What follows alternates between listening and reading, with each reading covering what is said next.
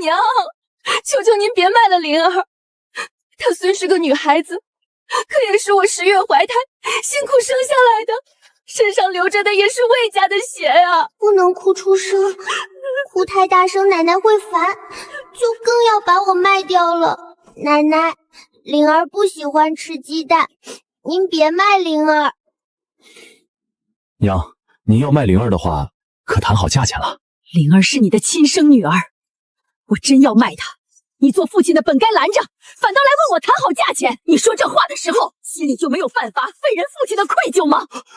娘，您打我干嘛？你要是不想卖灵儿，那就不卖，我都听您的。6年后，你跟兄弟反目，断了生计，转头就把亲生女儿卖进青楼，你这种没心肝的东西，我今天打死你都活该！娘，我知道错了，以后我再也不提卖灵儿的事儿，您别生气，小心气坏了身子。婆婆向来蛮横偏心，就算素来不喜承宽，也从没像今天这样动手打过她，更何况还是为了灵儿这个孙女。奶奶明明说不卖我了，可她刚才发那么大的火，是不是还是不喜欢灵儿？嫁进魏家4年，我早就抖了，婆婆一时高兴给的甜头，转头说不定就变成更重的责罚，哪敢当真？娘今天到底是怎么了？从前最看不上这丫头片子，今天居然为了她动手打我。穿过来的第1天，就有个孩子跪在我面前，求我别卖他。半天前我还是个朝9晚6的打工某马，公司团建喝多了酒，一觉醒来就成了大岳朝东王村的寡妇魏蒙氏，原生35岁，死了丈夫，膝下3个儿子，一声声娘喊得我太阳穴突突直跳。可真正让我喘不过气的是原主留下的记忆，他死过一次。上一世的魏家看着风光，亡夫是秀才，2儿子魏成启也早早中了秀才，3儿子魏成佑被县城富户看中送去陪读，大儿子魏成宽勤快肯干，守着田地撑着全家。可这份体面最后全碎在了魏成启身上。他高中后攀了高门，娶了相府千金，还跟旧日相好纠缠不清。原主非但不劝，反倒仗着儿子得势，处处为难儿媳，到最后宠妾灭妻，兄弟反目，惹怒了权贵，一顶顶罪名压下来，魏家直接被抄了满门。一睁眼回到了8年前，可带着满门被斩的记忆醒来，竟生生把自己吓断了气。我就这么接了这副烂摊子。我本来只想安安稳稳过日子，可要是撒手不管，魏成庆早晚惹来杀身之祸，魏成宽也得越走越歪。想好好活着，就不能坐视不管。阿奶，灵儿知道错了，以后再也不盯着鸡蛋看了。阿奶别气坏身子。还是孩子，想吃个鸡蛋都要先学会低头认错。吃吧，从今天起，谁都不准拿卖了你吓唬你，这话算数。你也听清楚了，你的女儿不是谁家的牲口，更不是拿来换钱的东西。是，儿子知道了。原主是真把这娘俩当长工使唤，怀着身孕还要洗衣做饭、喂鸡扫院子，这么点的孩子都学会了看人脸色干活，偏偏魏成宽那个蠢货什么都看不见。娘都皱眉了，你又做错什么事儿了？做好，他哪里做错了？错的是你。方和怀着身孕，灵儿正是长身体的时候，他们俩喝米汤，你倒吃得心安理得。从今往后，家里不许分什么3、6、9等，大人孩子都得吃饱，孕妇更不能亏着。吃，3间砖瓦，2间泥屋，还有自留田。魏家在村里根本不算穷，缺的从来不是这口吃的，是当家的把日子活得太凉薄了。娘，今天该买些什么菜？后日2弟和3弟就要回来了。照着平日的量买就行，路上走慢些，别提重东西，买完就早点回来。哎，媳妇儿知道了。信任哪是一句我变好了就能换来的，日子长着呢，得让他们慢慢知道，这个家的规矩是真的变了。娘，您身子没不舒服吧？看他这副小心讨好的样子，倒想起原主记忆里那个总被骂没出息的少年。他小时候邻村陶工看中他，想带他学手艺，原主怕田里缺了人手，一口回绝，还当着他的面说他天生就是种田的命。从那以后，他就再也没提过。如今20岁的人，看着身板壮实，心里却还像个没长大的孩子。娘说什么就照做，心里有不服气，也只敢把火气撒在妻女身上。坐下喝口水。谢谢娘。昨日的事，你真知道自己错在哪儿了？不该提卖灵儿。不止，你不该什么事都等着我来做主。是对是错，你自己没脑子想吗？真有一天我做错了，你也要跟着错到底。灵儿是你的女儿，以后能不能护得住她，靠的不是我一句话，是你这个当爹的有没有骨头。我会改。魏成匡的性子不是一天能改过来的，急不来。真正让人发愁的是另外2个儿子。老二魏成启有才学也有野心，可被原主捧得太高，日后会闯下大祸。老三魏成佑现在看着讨喜，可县城富户家的少爷不是善茬，再待下去早晚会被带进花天酒地的泥潭里。阿奶，你以后还会打阿爹吗？他要是再欺负你和你娘，我还打。但阿奶更想教会他别再做糊涂事。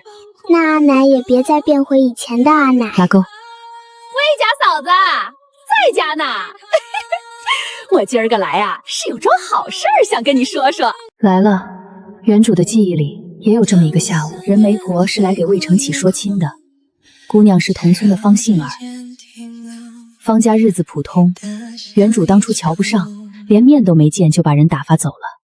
可方杏儿没就此死心，她知道魏成启后日从县城回来，必经村外那片小树林，特意在那儿设计了一场尸身血浴，勾得少年动了心，最后缠成了剪不断的孽缘。前世原主只当是儿子风流，甚至暗中纵容，直到家破人亡。什么好事？就是方家那姑娘，叫杏儿，模样周正，手脚又平快，针线活更是一把好手。他爹娘托我来问问，魏二秀才年少有为，可有议亲的打算啊？二弟是娘最疼的，往常没人上门，娘恨不得把人家祖宗3代都问个遍，今天怎么反倒这么安静？成启还要读书更是，婚事暂且不急，劳人嫂子白跑一趟，等他功名定下来再说吧。也是，读书要紧，那我改日再来。任嫂子留步，姑娘家的名声最要紧，日后若有人拿什么偶遇巧合来说事，你可得多劝着点儿，姻缘要走正道，才走得长久。娘，您是不是不喜欢方姑娘？我不认识她，谈不上喜欢不喜欢，只是成启年纪还轻，读书人最该守住的是心。后天魏成启就回来了，也正是记忆里那场偶遇该发生的日子。既然我占了这副身子，就不能再看着魏家走回那条断头路。小树林的事，现在不能跟任何人说，话说得太早，没人会信，反倒觉得我犯了糊涂。有了，这几日的反常，总得有个说得过去的由头。亡夫托梦，最合适不过。看他们这如临大敌的模样，原主从前是真把这夫妻俩拿捏怕了。昨儿夜里你们爹给我托梦了，他说我这些年把家管得不像个家，偏心偏得过了头，逼得一家人离了心。再这样下去，魏家迟早要散。不是说你，是说我。从今日起，方和安心养胎，家里重活不许再碰，灵儿还小，也不许再逼着她做这做那。成宽，你是家里长子，该有自己的主意，不能凡事只等着我一句话。至于成启和成佑，读书是本事，却不是压着全家人的理由。娘从来没跟我说过这种话，更从来没承认过自己偏心。你们爹还说了，我要是再亏待你们，他在地下都不安适。娘，你没有亏待我们。行了，去忙吧。明日成启回来，家里照往日过，不必兴师动众的，借亡夫托梦当由头，不过是权宜之计。这个家能不能站稳，从来不是靠几句好话，得靠往后一件一件做对的事。成匡，你二弟明日回来，你打算怎么接？二弟说过，等他到了村外，我过去拿他的书箱就行。他自己没手。书箱沉，二弟读书辛苦，我多走几步路也没什么。他魏成匡天天下田挑水砍柴，农忙时天不亮出门，天黑才回来，难道就不辛苦？魏成启读书是累，可难道连自己的书箱都拿不动？明日你不用替他拿。娘放心，我不会让二弟累着的，我早点去等就是。我是说，让他自己拿，他是读书，不是断了胳膊。从明日起，谁的事儿谁先自己做，能帮的搭把手，不能把旁人的帮忙当成理所当然。我记下了。程佑呢？也明日一起回。三弟送了信回来，说王家小少爷这2日要温书，他走不开，就不回来了。不回来也好，眼下最要紧的是魏成玉。小儿子那边，等过了这一关，再设法把他从王家叫回来也不迟。娘，明日二弟回来，要不要我多做几个菜？按家里人数做，程启爱吃什么，旁人也能吃什么，不必专为他一个人忙活。婆婆这几日是真的不一样了。从前二弟回家是天大的事，鸡鱼肉蛋都得先紧着他，做不好就是我的罪过。现在他不但不挑错，还总说些我听不懂的话，可我不敢问，也不敢当真盼着什么。阿奶，明天二叔回来会不会不高兴呀？他高不高兴是他的事，咱们灵儿只要记住，谁也不能欺负你。娘，您这是要去哪儿？村外，你跟我一道去。娘今儿怎么想起亲自接二弟了？也是，二弟是秀才，娘看重些是该的。娘，太阳正异常呢，要不我去接二弟就行，您在家歇着吧。你顾好自己身子，灵儿陪着你娘，不许乱跑。哎，灵儿知道啦。不对啊，接二弟该顺着官道走，娘怎么往小树林这边来了？娘，二弟从县城回来不走这边吧？会走的，不过在见到他之前，我想先带你看一场戏。总不能跟他说我脑子里装着原主两世的记忆，连方杏儿会从哪条田埂过来都一清二楚。说出来，他只怕先当我疯了。方杏儿，她到这儿来做什么？你看着便是。神神秘秘的，到底要干什么？到底还是来了。真喜欢魏成信，大可请媒人正正经经上门说亲，偏要选这种毁人名声的路子，拿柔弱和清白逼人负责，这点心思哪里是年少无知就能接过去的？娘，要不我过去问问？不用，现在过去他只会说自己是来散心的，咱们反倒落了不是。耐心些，真正要等的人还没到。他这是看清楚了。程启哥，方姑娘，我方才路过水池，脚下一滑，衣裳全湿了。这副样子回村，旁人见了还不知要怎么嚼舌根呢。那我先送你回去。不行的，我这副模样怎么能同你一道走在路上？程启哥，你能不能先回魏家，请魏大娘去我家取件干净衣裳来？这一步走的倒是巧，明面上守着分寸，谁也挑不出错。可他算准了，情窦初开的少年见姑娘湿成这样，未必舍得就这么走。我书箱里有一套干净的外衫，你若不嫌弃，可以先换上。那怎么成？我一个人在这害怕，树林里静悄悄的，万一有蛇虫怎么办？娘，我去把二弟叫出来，不能让他犯糊涂。若我今日没来，你撞见了，会去阻止吗？你二弟要是坏了名声，方杏儿借此赖上来，最后受罪的是谁？是他一个人，还是咱们这一大家子？我会。那就记着今日的话，走吧。程启哥，你别走远，我换得很快的。我在这儿守着，你别怕。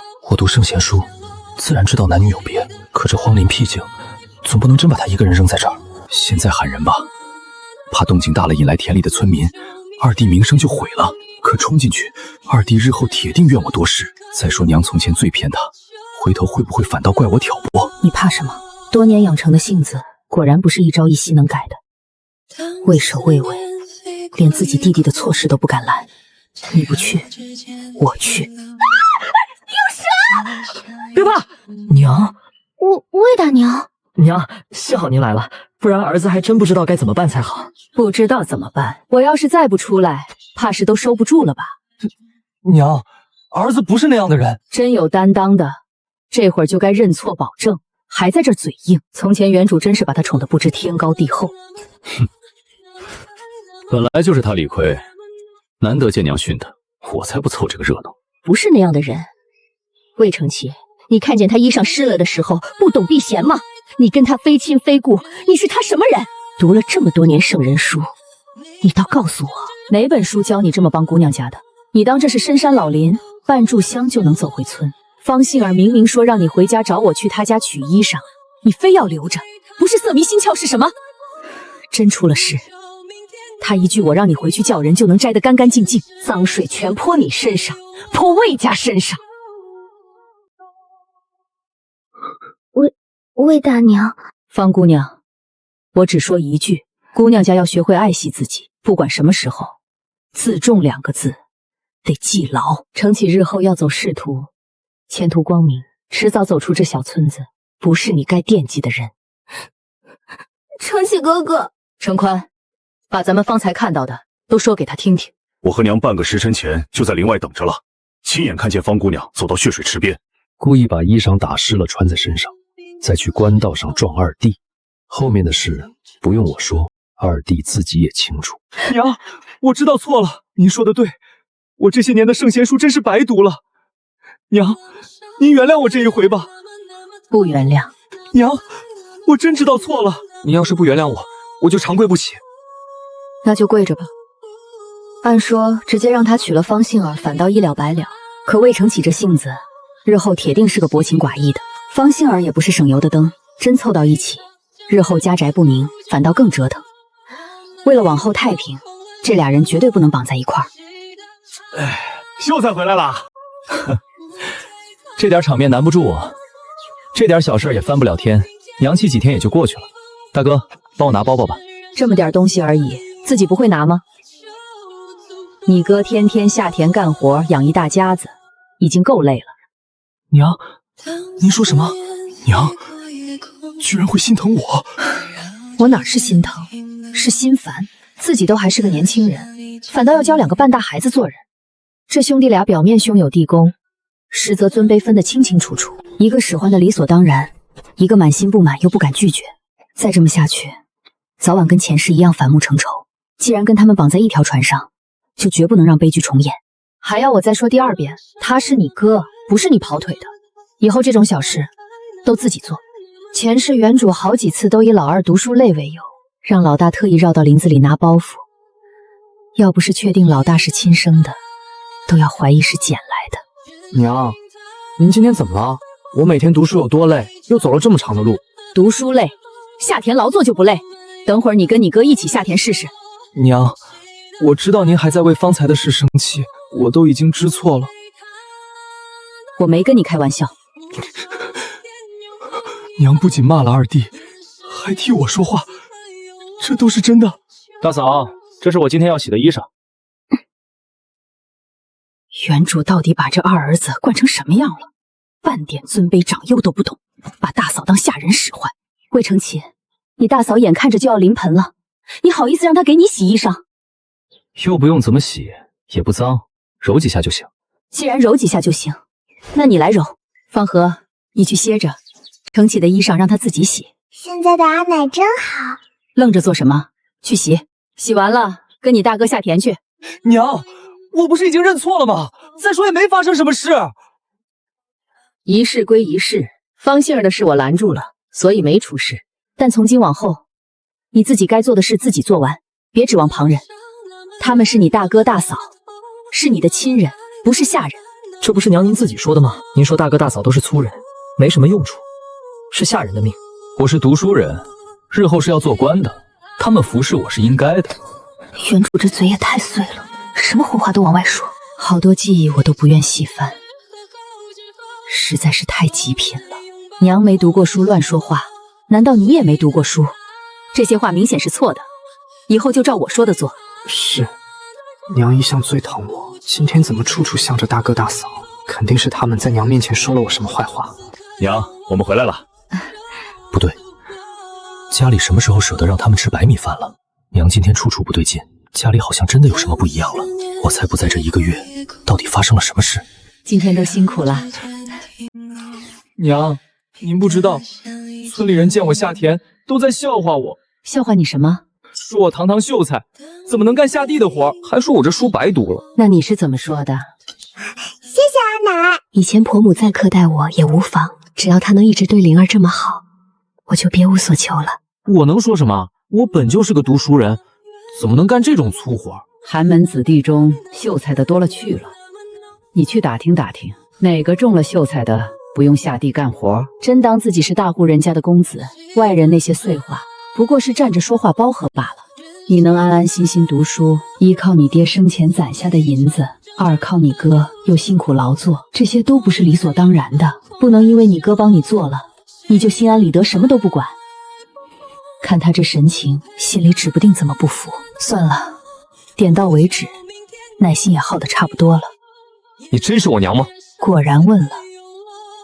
魏承启，我知道你右腿内侧有颗豌豆大的黑痣，还知道你12岁那年连尿了3次床。你说我是不是你娘？这些日子，你死去的爹总给我托梦，说我没教好你们，怕你们日后走歪路，让我务必把你们管教好。没想到我最疼爱的儿子，反倒先来怀疑我。娘，我没有怀疑你。其实，娘现在这样，挺好的。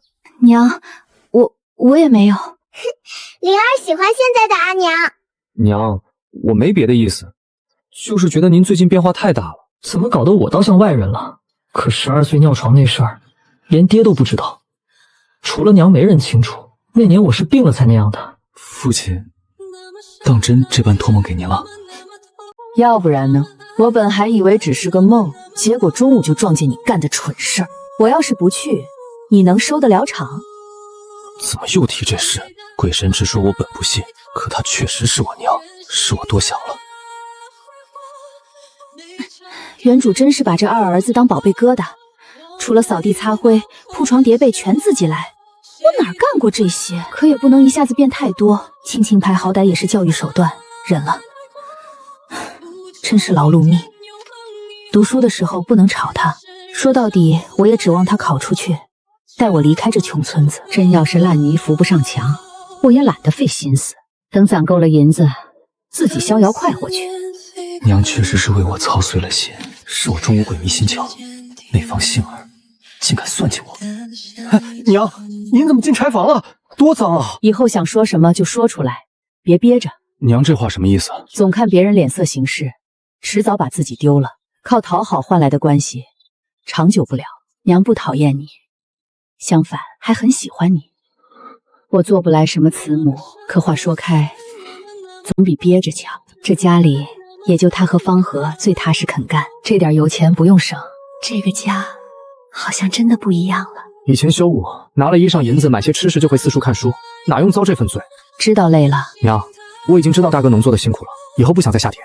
我这辈子都没费过这心思，对付这心高气傲的书呆子，硬来没用，先稳住再说。娘就生了你们3兄弟，指望着你们长大了能相互依靠、相互信任，没一起同甘共苦过，这份情分牢靠不了。娘，你想多了。那你老实说，过去这10多年，你真把他当长兄敬重过吗？你吃的米是你大哥种的，你的衣裳、屋子是你大嫂收拾的，你爹留下的银子不多。这些年，除了朝廷给秀才的赏赐，家里花用全是你大哥挣的。我让你下田，就是想让你亲身体会他的难处。我知道了，娘。知道个屁！3天功夫，能让他明白我的态度就行。明天承启回私塾，我跟他一起去县城。娘去县城做什么？去把老三接回来。三弟说这些日子学业紧，这次才没跟我一起回来。娘要是想他了，我听说王家公子品行不端，没打算让老三继续做陪读，想给他换个私塾。娘也太胡来了！王家的陪读多少人挤破头想进，当初能选上3弟，全靠爹和我的名声。王家公子我见过，是个知书达理的少年。你这是从哪儿听来的闲话？我上次去镇上茶馆里听人说的，不管真假，我总得亲自去瞧瞧才安心。等我到了王家，直接就把这陪读辞了，说什么都没用。娘，二弟，路上垫垫肚子。阿奶，您路上要小心哦。这孩子真是单纯，以前原主对他那般不好，这几日对他好些，就黏过来了，倒是个懂事的。好，阿奶回来给灵儿买糖吃。哟，这不是东王村的秀才公吗？长得可真俊俏，还没定亲吧？这么俊俏又会读书，也不知哪家姑娘有这福气。目前读书才是最要紧的。是，读书要紧。看这架势，又是来提亲的。原主以前没少应付这种事。秀才他娘，我女儿今年15，可是咱们村里一枝花还识得字呢。要不哪天我带女儿上门串串门？我也有个侄女，今年16，一脸福相，算命先生都说有望夫运。想不到我竟这般受欢迎。我这秀才儿子以后是有大出息的，要配也得配达官显贵家的女儿。啊，总算清静了。程启，你一定要好好读书，万不可为旁的事分心。儿子知道了，娘路上保重。总算没人盯着了，就算是短暂的自由也开心。抓小偷！抓小偷啊！程佑，糟了，怎么碰见娘了？都怪王家那公子非要打赌，来不及解释了，先跑！好你个魏成耀，竟敢跑去偷东西，看我不打断你的腿！娘，您怎么来了？才半个月不见，您怎么越好看了？偷东西？娘，是王公子叫我偷的。他说只要我偷了金公子的银袋，就给我加月银。那他让你吃自个儿的疤也加月银，你吃吗？这边没人，肯定往那边跑了。走，赶紧跑回王家去。走，这么大声！等我到了王家，你要是还没回来，看我怎么收拾你。喂，有没有看到一个少年往这边跑？公子，这小子脚力也太快了，竟让他给跑了。你们看清那小偷长什么样了吗？跑得跟风似的，哪看得清？你呢？看清了吗？跑得太快了，我也没看清。千防万防还是被偷了，气死我了！就这么输给王浩那小子，太不甘心了！你们这群废物，今晚梨花阁的花魁都包不了了。公子息怒，下次再赢回来就是了。梨花阁花魁，上世郑成佑就是在梨花阁被玩废的，亏得这小子现在发育的晚，还没陷太深。你不是那陪读小子的娘吗？是崔妈妈吧？您记性可真好。你也好，见过一面还能记得我这老婆子。今天是来看你儿子的？是啊，他大半个月没回家了，我来瞧瞧。你家小子正陪着我家公子念书呢，不过我们小公子不喜旁人打扰，屋里除了夫子就是小厮，你就在这儿等着吧。好嘞。哼，我就说王家怎么不管管儿子，合着打着读书清静的幌子，私底下竟干荒唐事。幸好原主就3个儿子，这要是再多几个，我可真学不会跟这世界温柔相处。你是谁？外人怎么能随便进这儿？傻愣着干嘛？我家姑娘问你话呢。这是王熙月，王浩的妹妹，魏成佑前世的媳妇。魏成佑成了废人，记恨王浩。等魏成启中了状元，做了宰相女婿，他便仗着势力强娶王熙月。洞房花烛夜，魏成佑竟找了乞丐替自己圆房，他自己就躲在隔壁屋亲眼看着，简直是变变里的翘楚。2年后他知道真相，直接疯了，最后从京城绸楼一跃而下。你好生无礼！娘，您怎么来了？真是人不可貌相，要不是知道前世的事，我恐怕也得被他这副样子骗了。娘，您一直盯着王公子看什么呢？魏大娘好。王公子，王姑娘，原来你是程优哥哥的娘呀！哥，你不是说陪我去买糖葫芦吗？快走吧，快走吧！好，这就走。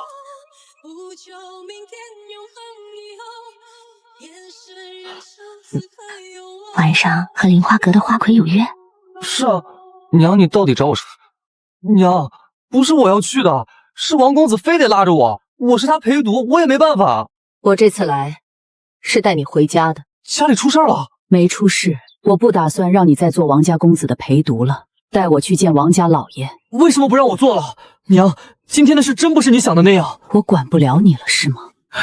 这么多陪读孩子里，浩儿最喜欢的就是你家小儿子。魏大娘，可是月银给的不够，有话好商量嘛。娘，儿子在这儿能学到好多东西，王老爷和王公子对儿子都很好，儿子想在这儿好好读书。跟我装是吧？行，我也装。多谢王老爷厚爱，只是家中田地全靠大儿子一人打理，大儿媳妇又快临盆了，二儿子程启在石鼓书院读书，今年科考至关重要，全家指望都在他身上，万万不能分心。思来想去，只能让小儿子回去搭把手。原来如此，家里有事，身为男子本就该有担当。这样吧，我多给程佑结半年的月银，也算一点心意。这王老爷倒是大方，还多给半年月银，多谢王老爷。娘，我不回去，这儿住的好，吃穿都是最好的，家里哪比得上这儿？你不回去就是不孝，王家老爷也不会留你。赶紧收拾东西。娘，您就让我留下吧。或许方才我该跟王老爷提一提莲花阁的事场。眼城就这么大，儿子私底下什么德行，他能一点不知道？我不回去，我要留在王家。才1年就被王浩腐蚀成这样了。原主记忆里，1年前这小子还听话的很。去官府吧。去官府做什么？给你2个选择：一，断绝母子关系；二，改姓。少管一个儿子，我还轻松点，还敢跟我甩脸子。魏小公子，您怎么这么慢啊？我家公子都等您半天了。魏小公子，哼，混得倒是挺体面。魏大娘也在啊，我家公子在茶楼喝茶，让魏小公子早点过去。还茶楼？明明是莲花阁，倒会遮掩。麻烦转告王公子，程佑已经不再是他的陪读了。娘，您就让我去这一次吧，就当最后一次。只要去了莲花阁，王浩出手向来大方，临走前还能捞一笔。除了方才那2个选择，还有第3个。马上跟我回家。我倒真希望他选前2个，以后他闯出什么祸都跟魏家跟我没关系。店家，我不可，这一路他居然一句话都不跟我说。你到底是不是我娘啊？都不顺着我了。前几天你爹托梦给我，说你学坏了，让我来看看。我一来就撞见你偷东西。娘，我说了，那是王公子让我以后再干这种事儿，别叫我娘，丢人。为了点小恩小惠，别人让你偷就偷，别说骨气，连点主见都没有。王公子跟那个被偷的金公子关系怎么样？不好。王公子让你去偷东西，你可想过当场被抓住会怎么样？轻则一顿打，重则人家把你送进官府，到时候王公子会救你吗？对啊，他们俩机缘那么深，真把我送官，王浩会救我吗？就算救出来，我这辈子不就有污点了？小二，续茶。魏大娘，我听小厮说程佑不做我的陪读了，可是家里出了什么难处，有困难您尽管跟我说。没想到他还会追出来，倒是挺看重程佑这小子。家中田事由大儿子一人扛着，大儿媳妇又快临盆，实在忙不过来，只得叫小儿子回去搭把手。原来如此，阿全，魏大娘，这里有50两银子，您拿去雇个帮工打理田地。我是真喜欢程佑，眼看科考在即，好歹让他陪我读到科考结束。一出手就是50两，这1年程佑到底帮他干了多少上不了台面的事，值得他这么下血本啊？这怎可使得？不用还。对寒门百姓来说，50两是好几年的血汗钱，合着一个小儿子就值50两。我虽是一介妇人，也懂无功不受禄的道理。家里的事本就是程佑该承担的，他还小，我也想先回家养养他的心性。王公子品学兼优，今年科举必定高中。魏大娘，您怎么这么不识好歹啊？魏小公子，你也劝劝您娘啊！真要是偷东西被抓了现行，他会救他吗？这1年他帮着做了不少见不得光的事，真要是翻了脸，大不了把那些坏事全抖出来。娘，您就让儿子陪着王公子到科苦结束吧，这么要紧的事儿，儿子不能让王公子分心。他越是这般冠冕堂皇，我越不可能答应。真留在这里，人都要被带歪了。顾帮工哪有自家人做事牢靠？况且这1年来，我天天想着程佑，你大哥大嫂也念着你，特别是你侄女灵儿，每天都叔叔小叔的喊，盼着你回去呢。魏大娘，你们这么早就出来了？王公子，我们该走了。秀才他娘，你家小儿子也生得这般周正，可有说亲的打算？是啊，我娘家有个侄女。娘，您真把3弟接回来了。阿奶，小叔，屋子都没收拾，你让我晚上怎么睡？我不知道你要回来，我这就收拾。娘，你做什么？你打我做什么？娘，我忍你一路了。她是你大嫂，没我这个娘在，长嫂如你听过没有？娘，你疯了！你以前从不打我的。你大嫂欠你的，让你这么横眉竖眼。以前我没好好管你，从今天起我管不好你，就直接弃了你，给你大嫂道歉。大嫂，我错了，我错了。没事的，这2天婆母处处护着我，就像做梦一样。你要用的东西都在箱子里，以后自己的屋子自己收拾。给了我好多银子。阿奶为什么给你这么多钱？阿奶说小叔不听话，她气得忘了买糖，这是给我买糖的钱，让我自己藏着。娘，给你。明天去趟镇上，给你自己、程宽还有灵儿各做2套新衣裳，2双新鞋换着穿，再给自己买几朵珠花。谢谢娘。这些年你操持一大家子的事儿，辛苦你了。娘，你真要让我跟大哥一起下田吗？你读了这么多年书，娘怎么舍得让你下田？那不过是哄王老爷的借口。我已经在打听镇上的私塾了，给你另找一处。镇上的私塾哪比得上王员外家的？是比不上，可你今天的样子太让娘失望了。要不是你爹托梦说你学坏了，我亲自去县里走一趟，哪里知道我疼在心窝子里的小儿子竟这般不争气。娘，我什么都别说了，人可以穷，但志不能穷。还有，以后待你大哥一家子好些。娘心里一直愧对你大哥，没让他好好读书，也没让他学门手艺。日后你和程启有出息了，最不能忘的就是撑着这个家的大哥。王家管吃管住，还发月银，倒是大方，得想想赚钱的法子才是。每年光等着朝廷那点赏赐，也太死了。还是等大儿媳妇生了孩子再说吧，坐月子还得我搭把手。这段时间正好慢慢琢磨。程佑比程启识相些，虽说心里不痛快，好歹没闹起来。东王村大半都姓魏，族里事务全由族长做主，镇上就一个学堂，老夫子也就教识字明理，太耽误孩子。隔壁镇有个正经私塾，就是不知道门路好不好找。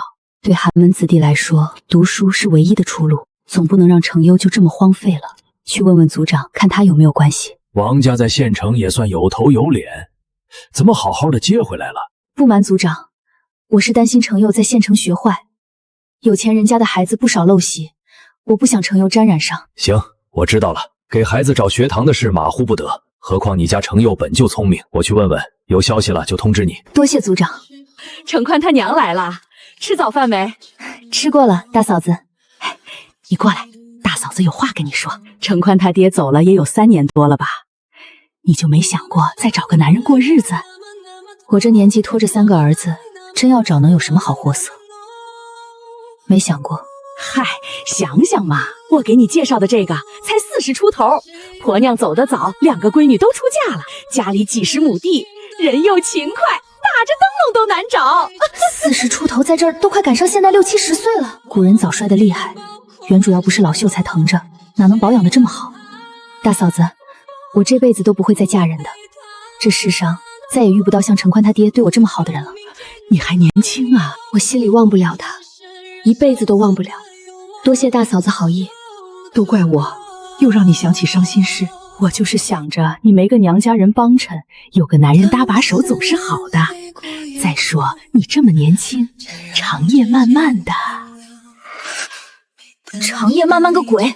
让我对着个老头子，我宁可长夜漫漫。这没说来就来，真是防不胜防。说起来，原主也不是没娘家人，一弟一妹，只是早就不来往了。怪就怪在原主爹娘不算重男轻女，对他还可以，偏生有个姨娘，看他怎么都不顺眼。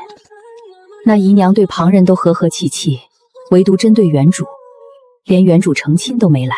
后来原主父母病死，是那姨娘出钱出力安葬的，转头就把弟弟妹妹接去了越州。阿奶，您回来了。这孩子怎么这么惹人心疼？阿奶，我行的，灵儿力气可大了。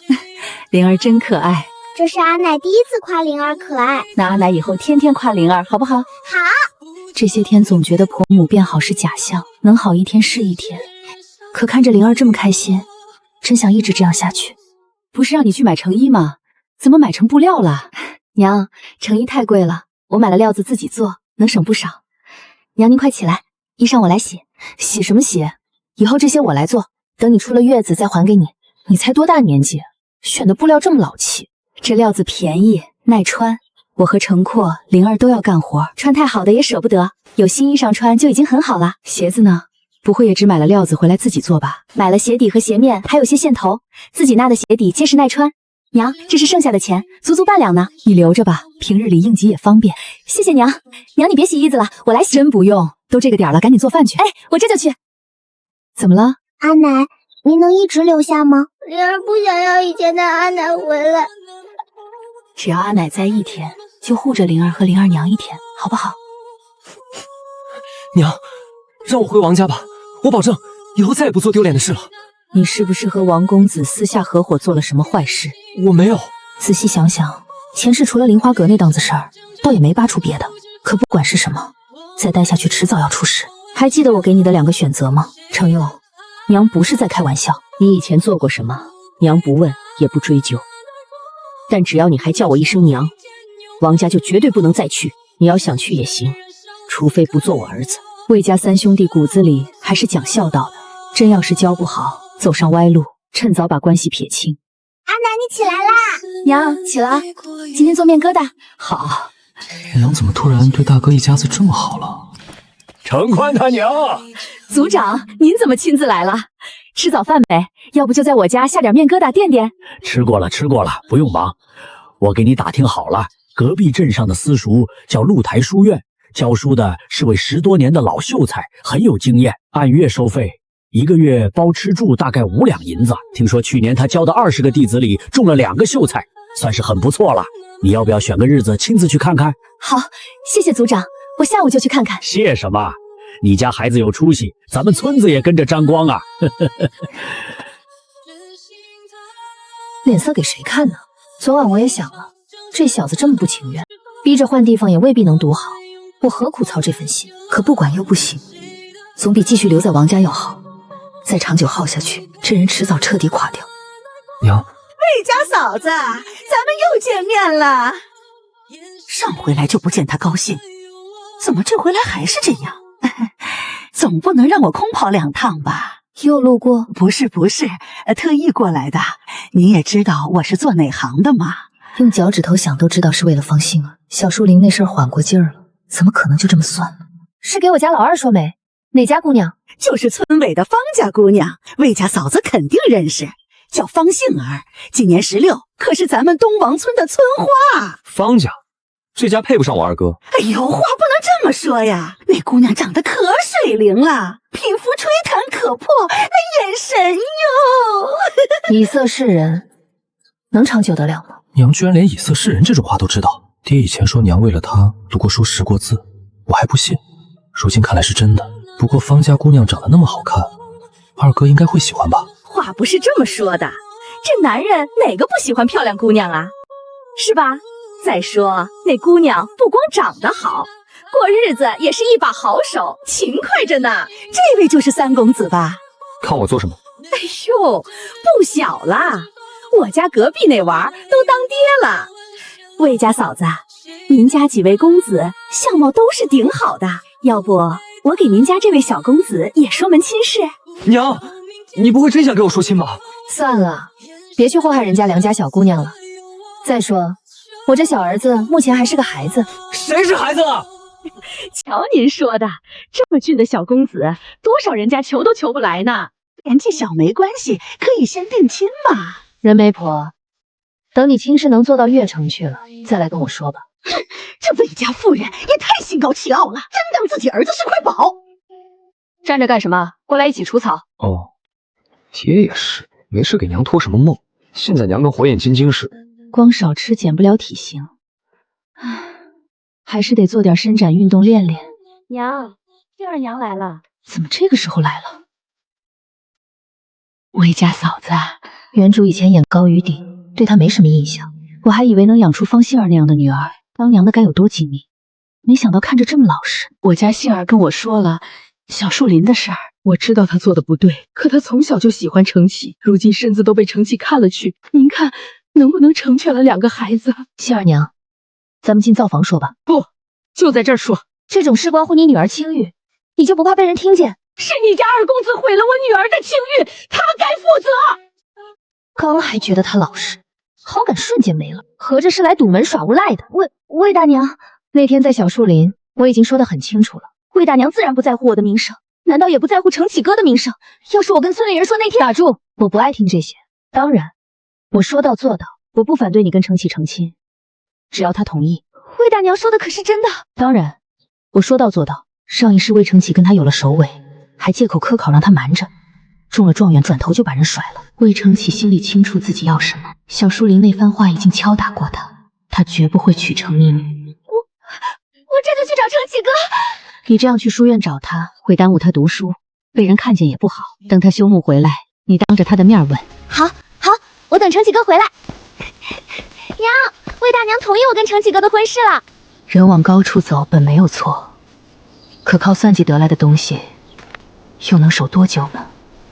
娘，二哥跟方杏儿到底发生什么事了？边走边说。这方杏儿也太不要脸了，竟然这么算计我二哥。哼，说的好像你二哥多要脸似的。娘，哪有这么说自己儿子？二哥肯定看不上方杏儿。您这么说，万一他们到时候不依不饶怎么办？做事总得有个过程。方杏儿认定你二哥会娶她，那就让他先试试。穿过来这几天真是操不完的心。既然占了这具身子，日子总得往好里过。3个儿子也不能放任自己。想不想听个故事？你爹以前讲给我的。从前齐国有个名士叫淳于圈，国君让他举荐贤才，他1天之内就见了7位。国君纳闷，说人才难得，千里挑一都算多，你怎么1天就能找出7个？为什么？淳于管就笑了，说翅膀相同的鸟总聚在一处栖息，脚力相当的兽总搭着伴行路。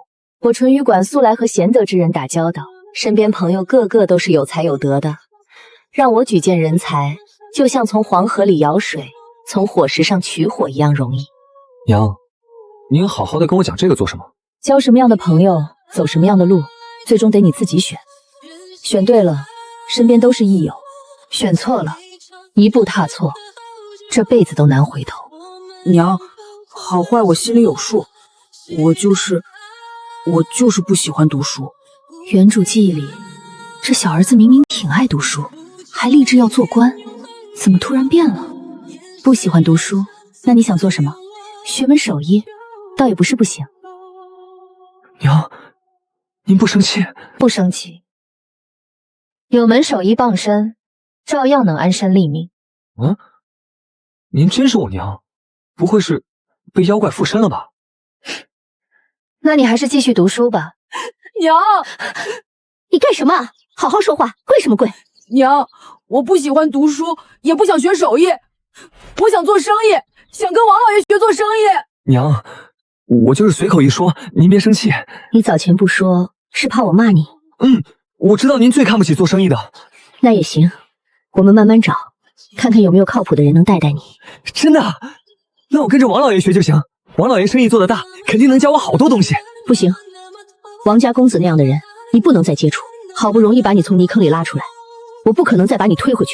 娘，王公子真不是您想的那种人，他也不爱读书，就想学做生意。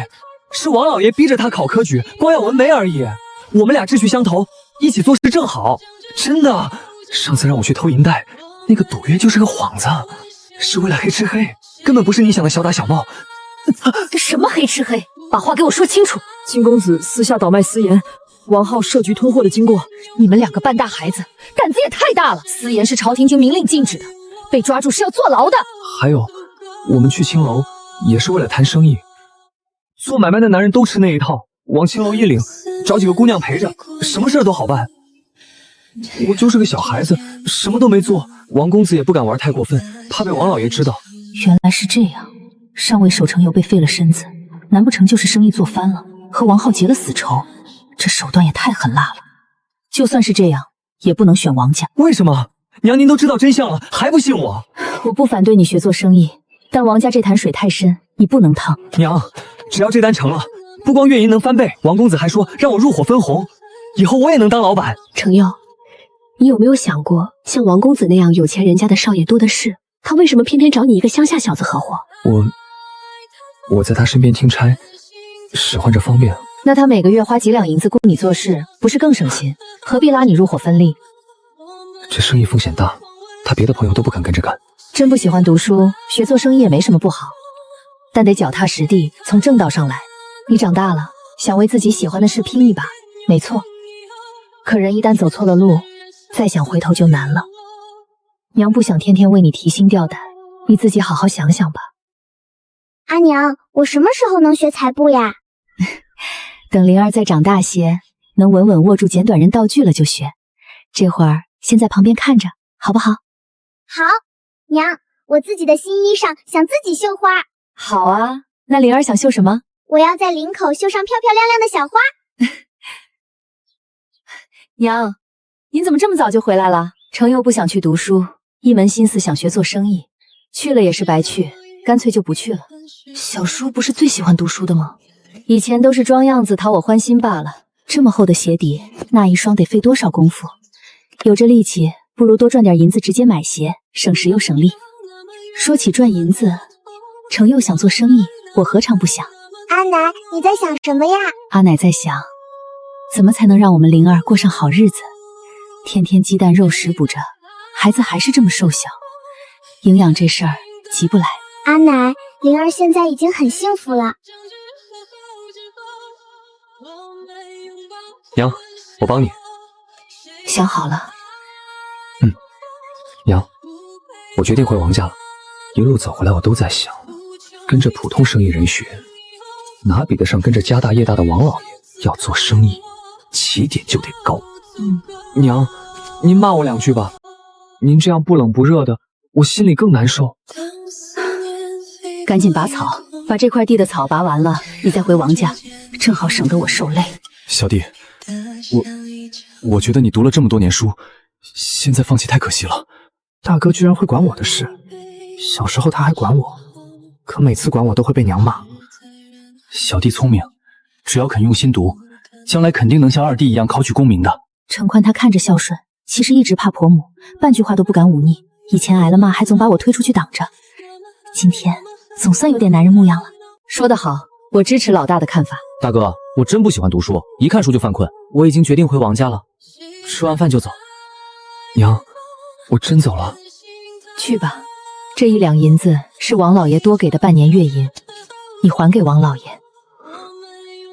娘，您就没别的话跟我说了？有啊，保护好你自己的命根子。没有。您到底是不是我亲娘啊？变化也太大了。你以为我想当你娘啊？吵架伤感情还累得慌，别矫情了，再不走太阳都下山了。娘，您今天跟我说的那些话，我都记心里了。我来看看我大儿子，在那边呢。这当娘的也真狠心，这么多地全压在程宽一个人身上。偏心呗。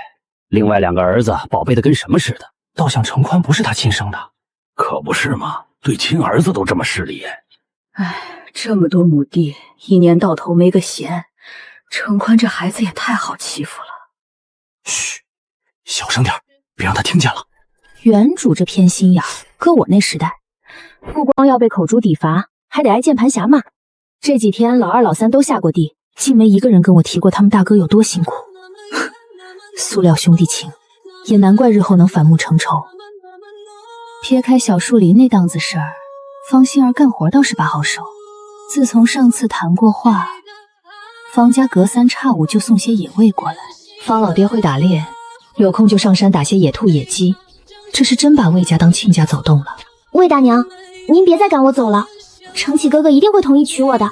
以前在村里碰撞见，程启哥的眼睛都粘在我身上，擦肩而过的时候还故意蹭我一下。他心里有我，我肯定能成。他要是暗地里耍手段，我还能怼回去。就这么天天上门帮忙，一副非君不嫁的样子，我还真不好硬干。方姑娘，你一个未出阁的姑娘家，天天往这儿跑，被外人看见了不好。再过2天，孩子二叔就回来了，到时候你再过来也不迟啊。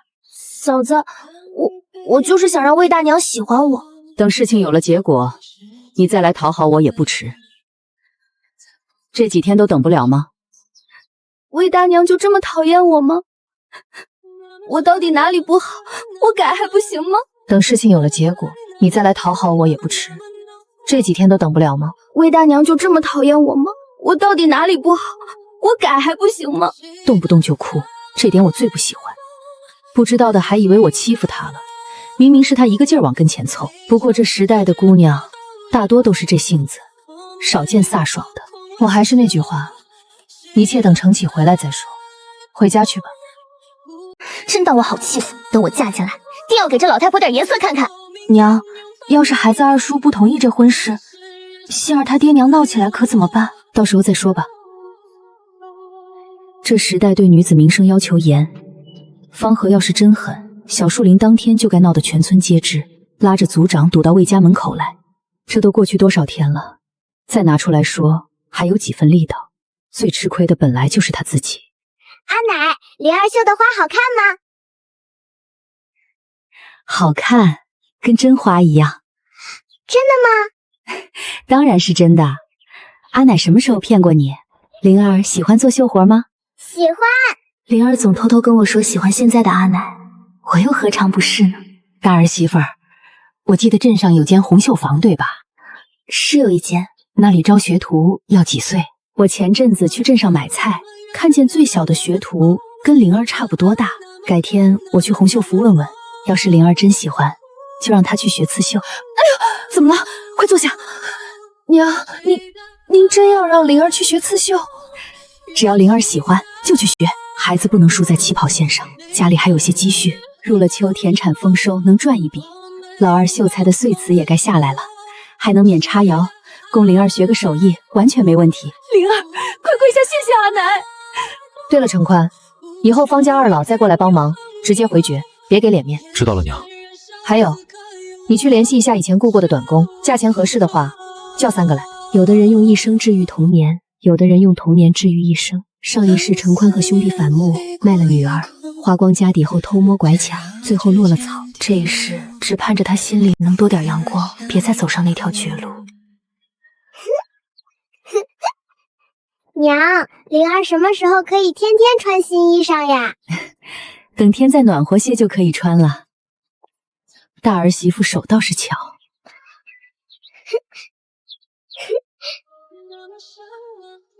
阿奶，您瞧我的新衣裳好看吗？好看，我们灵儿穿什么都好看。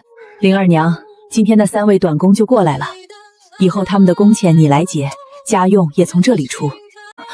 娘，这有5两，这可是一家子3个月的伙食费啊！短工的钱，加上这段时间的吃用开销，都在这里了，你看着支配，想买什么就买，不用事事都跟我报备。本来想等他出了月子再交账，可一想到上世他月子里就自尽了，心里就发紧。早点把钱交到他手里，让他对日子有个盼头也好。谢谢娘，我一定不乱花，每一笔都记清楚。我信你。待会儿我带灵儿去趟镇上的红绣服，你身子不便就在家歇着，别忙活了。哎，好，别愣着了，赶紧干活去。哎，这叫门面。待会儿奶再带你去买件漂亮的新衣裳，去见绣坊掌柜也体面些。阿奶，那是不是要花好多银子啊？这位大娘是来选绣样还是订绣品啊？劳烦通传一声，我找你们掌柜。不知找我们掌柜有什么事？听说红绣坊在招学徒，我带孙女过来试试。哎呦，那快请跟我来。能掏得起树叔学绣活的，家境差不了。是个灵秀的孩子，只是咱们红绣坊收学徒规矩也严，每月要交1两银子的树书，包吃住，学识手艺都是无价的，1月1两，1年12两。我孙女若能学一门傍身的本事，便值当。夫人说的是，不知府上是哪里的？东王村。东王村有户魏姓秀才人家，父子2代都种过秀才，在咱们镇上可是鼎鼎有名。掌柜说的正是我家。原来如此，难怪夫人有这般见识。这孩子我收下了，本来还担心掌柜要求高不肯收，没想到像秀才家的名头这么管用。魏夫人，有句话我得多说一句，做绣女的手最是金贵。是了，灵儿常年干家务，手再嫩也磨出了宝茧。绣娘天天摸着光滑的绫罗绸缎，手糙了容易勾丝，是这个道理。掌柜放心，我记下了。这么贵，你这是干什么？娘，谢谢您肯让灵儿学手艺，儿媳妇以后一定好好孝顺您。有这份心就好，别动不动就跪。你都快临盆了，这几天别让灵儿碰粗活了。绣娘的手娇贵，经不起折腾。她的东西也慢慢收拾起来，到时候就住到绣坊去。好。当初和儿生灵儿，月子没做完就被娘骂着下床干活，那时候我也跟着冷待女儿。可现在娘怎么突然对灵儿这么好了？得，去不成了，至少我是去不成了。你们送灵儿去吧，我留在家里。今早刚进村就被这女人拦住，说什么娘已经允了我们的婚事，非要我娶她。娶她？怎么可能？承启哥哥，你喜欢我的，我知道你喜欢我。胡说八道！我何时说过喜欢你？你一个姑娘家，说出这种话不害臊吗？你若对我无意，那天小树林里为何对我那般体贴？那天不过是看你可怜罢了，你别自作多情，我可什么都没做。是不是魏大娘不让你娶我？一定是她挑唆的。感情不顺就迁怒旁人，格局能不能大点？你不要胡搅蛮缠，赶紧走，免得丢人现眼。本来对他还有几分好感，小树林见他失身也动过心，谁想到竟是个算计人的货色，真是可恶。魏承启，你对我如此绝情，就别怪我不客气。我现在就去族长那儿，把你我在小树林的事说出去。杏儿，你这又是何苦？事情都过去这么久了，怎么怕了？我只问你一句，娶不娶我？那就娶了吧。娘，娶进门之后就说她不敬婆婆，再休了就是。魏大娘，你怎能如此无耻？论无耻，我也是跟杏儿姑娘学的。杏儿姑娘，真正有担当的男人，见你失了身，只会手里避开；真要是没守住，也该站出来负责。承启两样都不占，他本就不是什么良人。而一个好姑娘，也做不出自毁名声、算计逼婚的事。一个萝卜一个坑，你们俩其实还挺般配的。就你这性子，真娶进门，我魏家也别想安生。你想拿名声毁了承启，可你想过没有？就算他不娶你，最后毁的是你还是他？小树林那天，我和程宽也在，你们根本没什么实质性接触。这世道，谁会真的在意男人这点污名？我虽是承启的娘，却不会一味偏袒他。就他这性子，现在真娶了你，他日飞黄腾达了，第一个抛弃的也是你。娘，我是那样的人吗？你是。杏儿姑娘，你是个聪明人，你设计小树林这一出，无非是看中承启是秀才，将来有出息，想靠他过好日子，人人都想往上走，不算错。我的心思怎么会被他戳穿？还当着承启哥的面就这么走了，我实在不甘心。魏大娘话说得好听，处处为我着想，说到底还不是怕这点污名沾到程伟哥身上，坏了他的前程。对，他是我儿子，我自然要护着他，可我说的每一句也都是实话。就算是污名，我也偏要让他沾着。承启哥哥日后出息了，要娶贵家小姐，我倒要看看那些千金小姐们在不在意这点小污名。方杏儿，你竟如此恶捶肠！是你们魏家对不起我在先。日子总要越过越好，是不是？两败俱伤，对谁都没好处。我倒有个法子，就不知道杏儿姑娘愿不愿意听。什么法子？我认你做干女儿，如何？日后承启真有出息，魏家绝不会亏待你，定然给你寻一门好亲事，找个如意郎君。你觉得如何？我看中他，不就是图他秀才的身份将来的前程吗？嫁不了他，做魏家的女儿，总比在自家熬着强。好，但必须选个日子，请族长过来见证，再摆上3、4桌酒席。就算成不了夫妻，你们也别想轻轻松松甩掉我。这是自然，就算你不说，我也会这么办。能平平安安了结这桩麻烦，这点钱算什么？娘居然没跟方杏儿吵起来，还认了干亲，我以为今天得闹翻天。荒唐，真是荒唐！我魏家竟被一个村姑牵着鼻子走，都怪我当时一时糊涂，没克制住。行了，男子汉大丈夫，这点气度都没有。去打水洗菜。二弟素来心高气傲，竟真听娘的话洗菜了。婆母的管教果然不是做做样子。承启，娘知道你不乐意认他，可娘不想你身上沾半点污点。咱们跟方家同住一个村子，真闹开了，两家脸上都不好看，平白给村里人留画饼。娘，我错了。不容易啊，总算知道错了，就当是个教训，以后出门在外多长点心眼，知道吗？经过这一遭，再不长心，那跟蠢货有什么区别？今天跟你们说件程佑的事。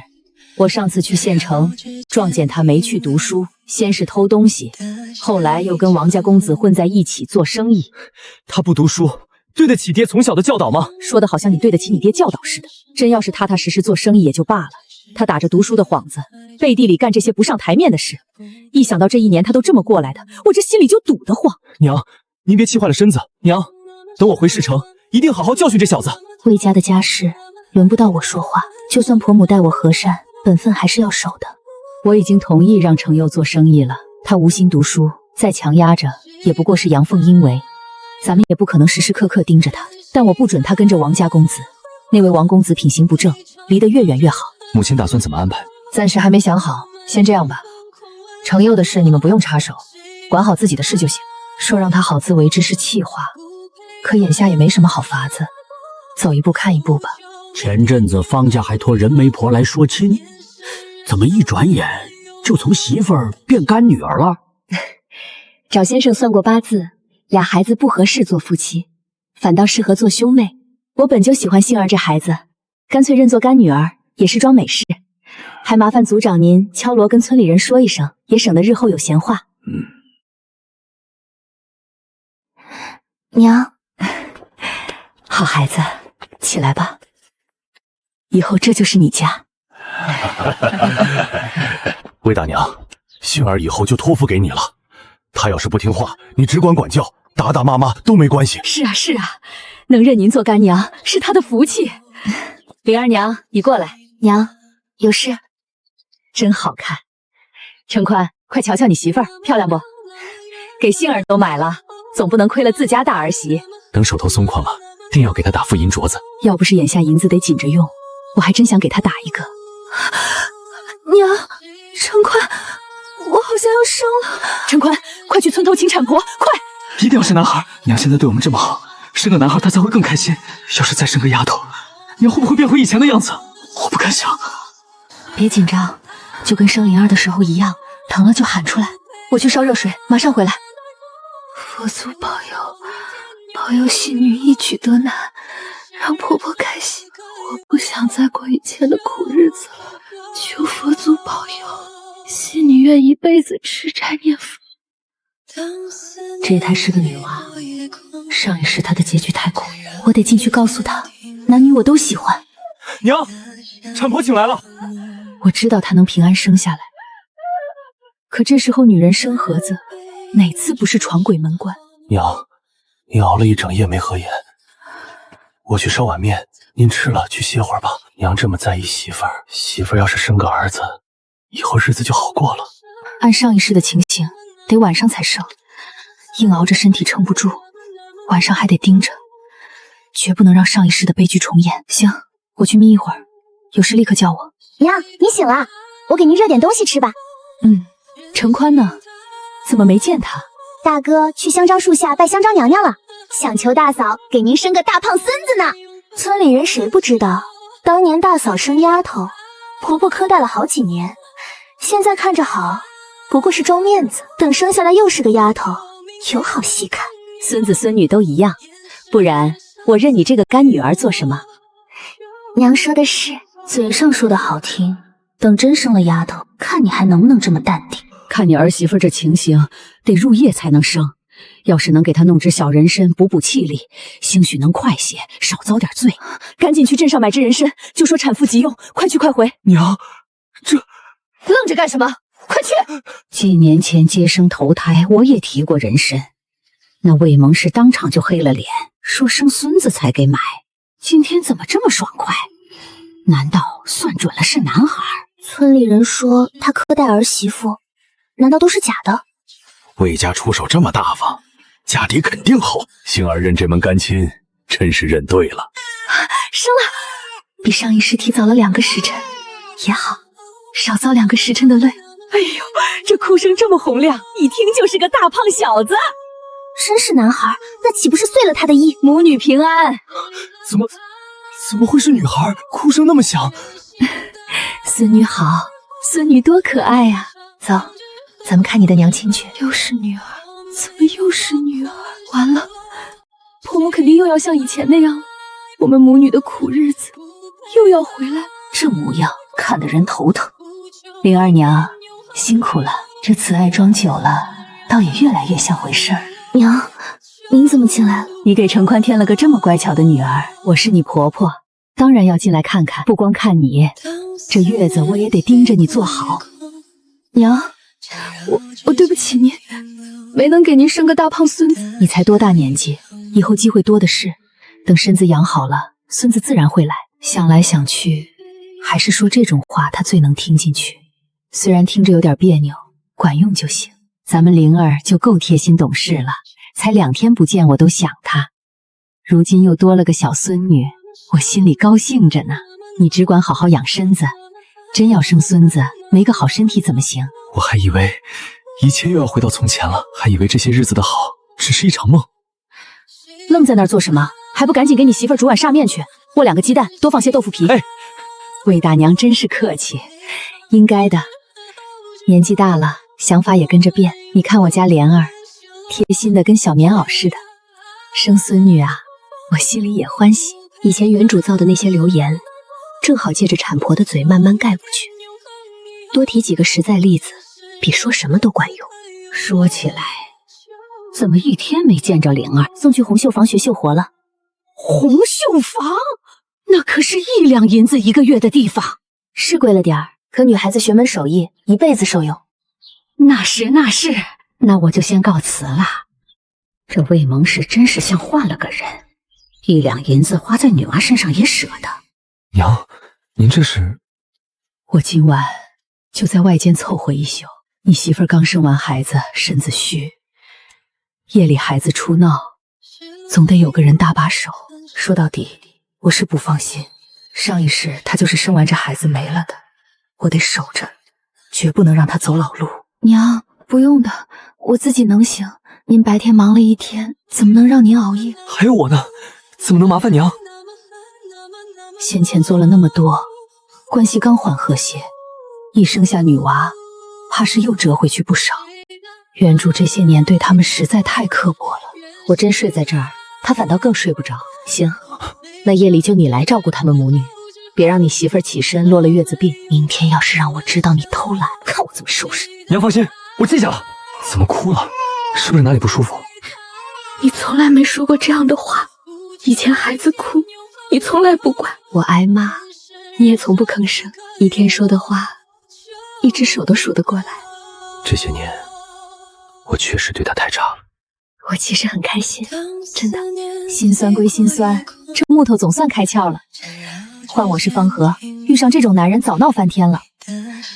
不过好歹是往好里走了，今晚总算能睡个安稳觉了。产婆这嘴效率还真好，以前是我性子闷，不大会跟人打交道，显得生分。如今年纪大了，反倒喜欢热闹。各位婶子嫂子，以后常来串门，别嫌我家茶淡就行。那赶得好，就怕你嫌我们烦。说真的，你现在这么和气，我倒有点怀念你以前那副谁都瞧不上的样子了。原主以前那清高劲儿还真是深入人心。人在村里住着，总不能一直格格不入，得罪人都不知道怎么得罪的。娘，这老母鸡每天都下1个蛋呢，您和程匡也吃，1人1只鸡腿，我奶水够，不用吃这么多。1个人吃1整只鸡也太奢侈了。灵儿明天就回来了，还想留点给她。你现在是坐月子，这鸡就是给你补身子的，别舍不得。这年代的女人，一辈子逆来顺受，连口好的都不敢给自己吃，真是让人叹气。原主才35岁，总坐吃山空不行，得让银子活起来。可我一个现代本科生，没下过田，厨艺也一般，也就嘴皮子利索点儿。7月了，得赶紧找个门路。阿奶，我的小灵儿，阿奶也想你。阿奶，魏大娘来的可真早，上回匆匆一面没来得及介绍。我姓钱，钱管事。我家灵儿这几天劳你费心了，表现怎么样？灵儿这孩子乖得很，学得又认真又快，我们掌柜的都常夸她有天分呢。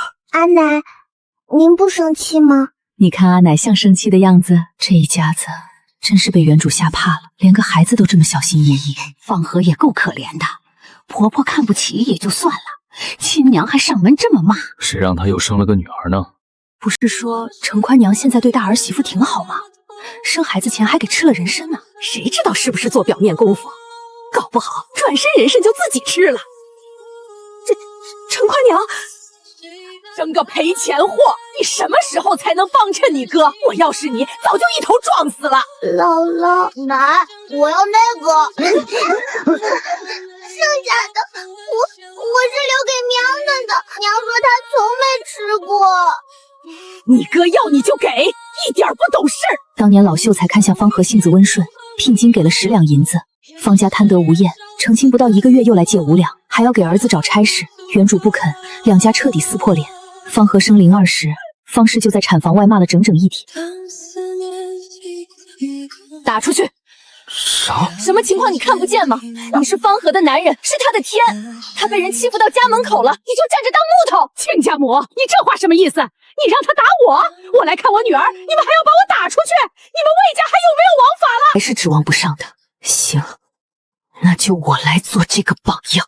我让你在我家鬼叫，什么东西也敢跑到我家门口欺辱我儿媳妇？我让你乱叫！魏家打人了！喊，接着喊，你喊1声，我就打1棍，打到你服为止。娘，这是我的，抢别人东西，你不要脸！阿奶好厉害，阿奶会护着我和娘亲，原来我也可以这样。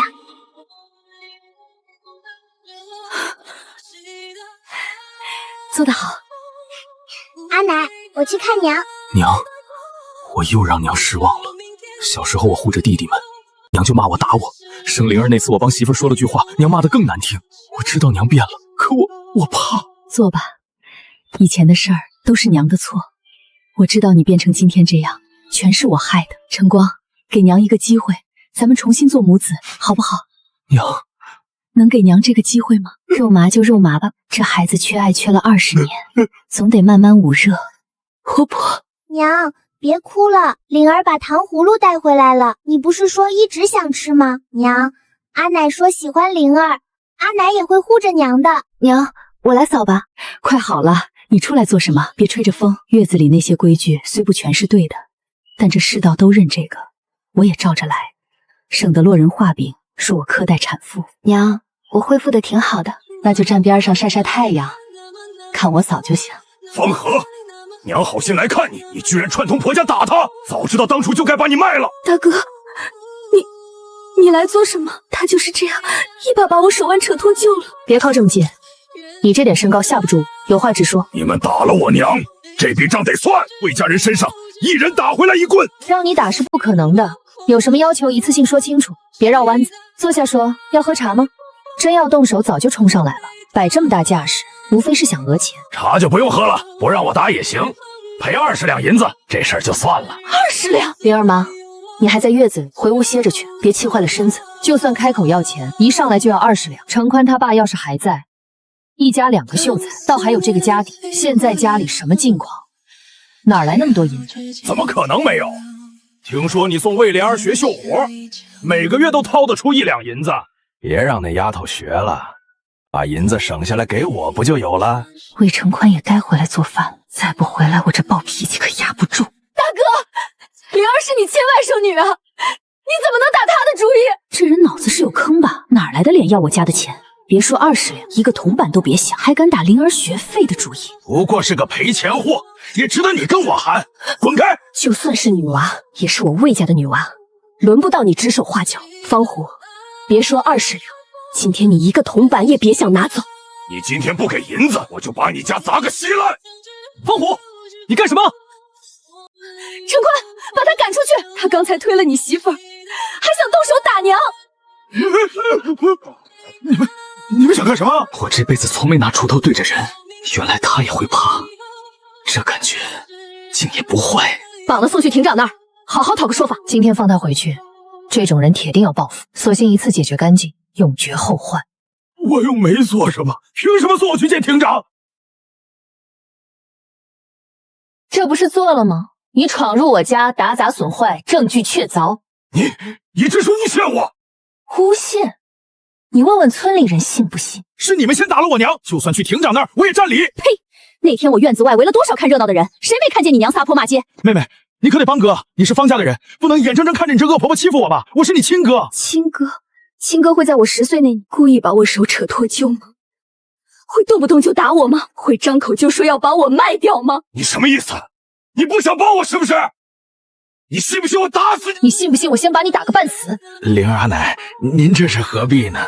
咱们2家是亲家，我就是来开个玩笑，闹着玩的。巧了，我也是跟你开玩笑的。看好他，按手印。这是什么？你欠我20两银子的借条。你根本没给我银子，哪来的欠条？这是我魏家传家的凳子，正好值20两。你打砸损坏，难道不该赔？放心，只要你以后再也不来闹事，这20两不用你还。我数到3，不按手印，咱们现在就去庭长那儿。去就去，大不了挨10几板杖，我皮厚肉糙，不怕。10几板杖就了事？我送你去庭长那儿做什么？等我那秀才儿子回来，自然会让庭长把你押送衙门，我再领着乡亲们去告你平日横行乡里的劣迹，不关你个3年5载，绝不会罢休。我按！娘踩坏凳子的时候，我都吓傻了，居然还能这么办！方虎竟然真的乖乖画押了。娘刚才一直忍着气等你回来，又场呢，幸好你赶得及时，不然我一时半会儿还真想不出这么利索的法子。原来在娘心里，我不是没用的。今天应该没让娘失望吧？娘，我没脸见你，有这样的娘和大哥，是我不好。这不是你的错，还好他拎得清。刚才要是真替方虎求情，我才真的寒心。人活一世，最伤人的往往是至亲，要是受了伤还不知道反抗，谁也帮不了。他心里定是还难受，可我从来不会说安慰人的话。灵儿娘，我们重新做夫妻，好不好？重新做夫妻？我知道我不是个好丈夫，也不是个好父亲。他怎么会说这种话？我想重新开始，想做个好丈夫、好父亲。娘能跟我重新开始，我也能跟他重新开始。你说的是真的？当年嫁过来，我以为终于能逃离那个家，满心都是盼头。后来，我以为这辈子就这样了。真的，进步很大啊，不错。不对啊，以前哪是这样？以前肯定是大嫂背着孩子忙前忙后，娘坐着晒太阳，大哥天不黑绝不下田。大嫂生了女孩，娘居然没生气。2弟、3弟回来了，不必劳烦大嫂，我们自己拿就好。先前将赃移我大嫂肚里，还被母亲严厉训责。是啊，我们自己拿便可。母亲尚且对我经商一事心存戒心，我行事还是谨慎些为好。2弟、3弟，大哥今日格外和善，看着倒是与往日不同。母亲早前派人前往咸城送信，告知大嫂顺利诞下孩儿的喜讯。我原以为家中会多有变数，没想到院内这般安宁和睦。娘、大哥、大嫂、二哥、小弟，杏儿来了。这些天你爹娘一直在田上帮忙，我正想着哪天上门道谢呢。娘都认我做女儿了，咱们是一家人，说什么谢呀？是不是二哥？阴魂不散。方杏儿，娘就生了我们3兄弟，你该叫干娘才是。再说你亲娘听着不膈应吗？娘都没说什么。娘为什么收你做干女儿？大家心知肚明。你赶紧走，别在我家碍眼。娘，您看小弟说的这是什么话？自打您认了我做女儿，我是真心把您当亲娘敬重了。别听他小孩子瞎说，中午就在家里吃了饭再走。好啊，都听娘的。还留他吃饭，娘到底怎么想的？娘，这方杏儿天天往家里钻，您心里就没疙瘩？我没疙瘩，有疙瘩的是你二哥。娘，哪有您这么说自己儿子的？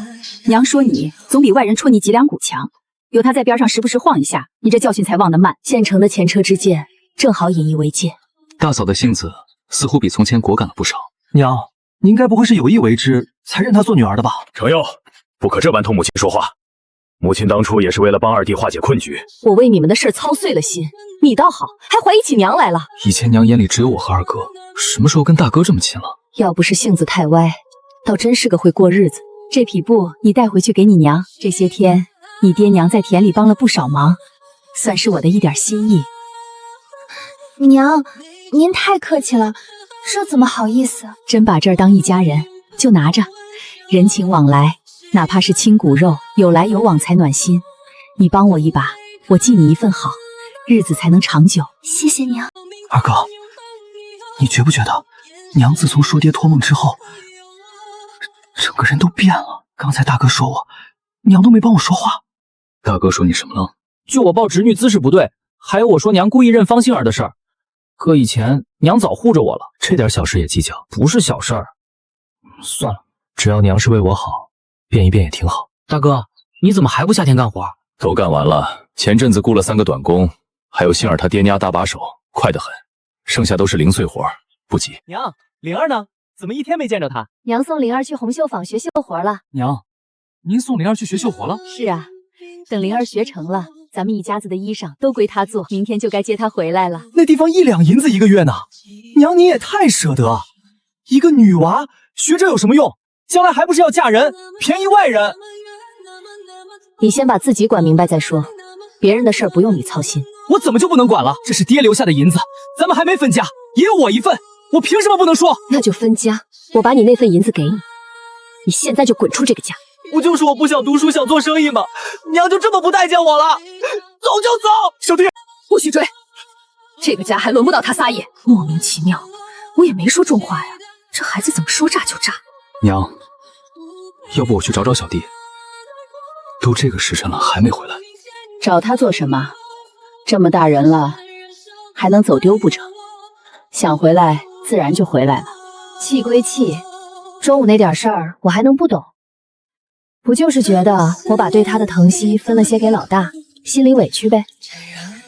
这少年人争起宠来也够玻璃心的。都不许去找，让他自己想清楚了再回来。原主以前他一跑就追，次次先服软，惯得他没样子。我可不吃这套。又不是真亲娘，没那感情基础哄着他。老大辛苦这么久，2个弟弟没一个心疼。老三跑了，老二也半点不关心，还以为他俩关系好些呢。程启读书是真上心，难怪日后能中状元。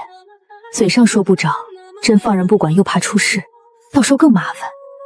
娘，怎么才回来？以后不许这么晚，娘担心。快进屋睡吧。娘还会担心我吗？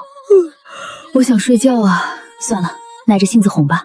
当然担心，你可是娘最疼的小儿子。我没看出来，娘现在眼里只有大哥，关心都给了他，早就不疼我了。多大的人了，还跟小孩似的争宠，头疼。你中午跑出去，你大哥第一时间就要追，是我呵斥了他。晚饭前他又说要去找你，也被我拦了。你大哥心里一直记挂着你。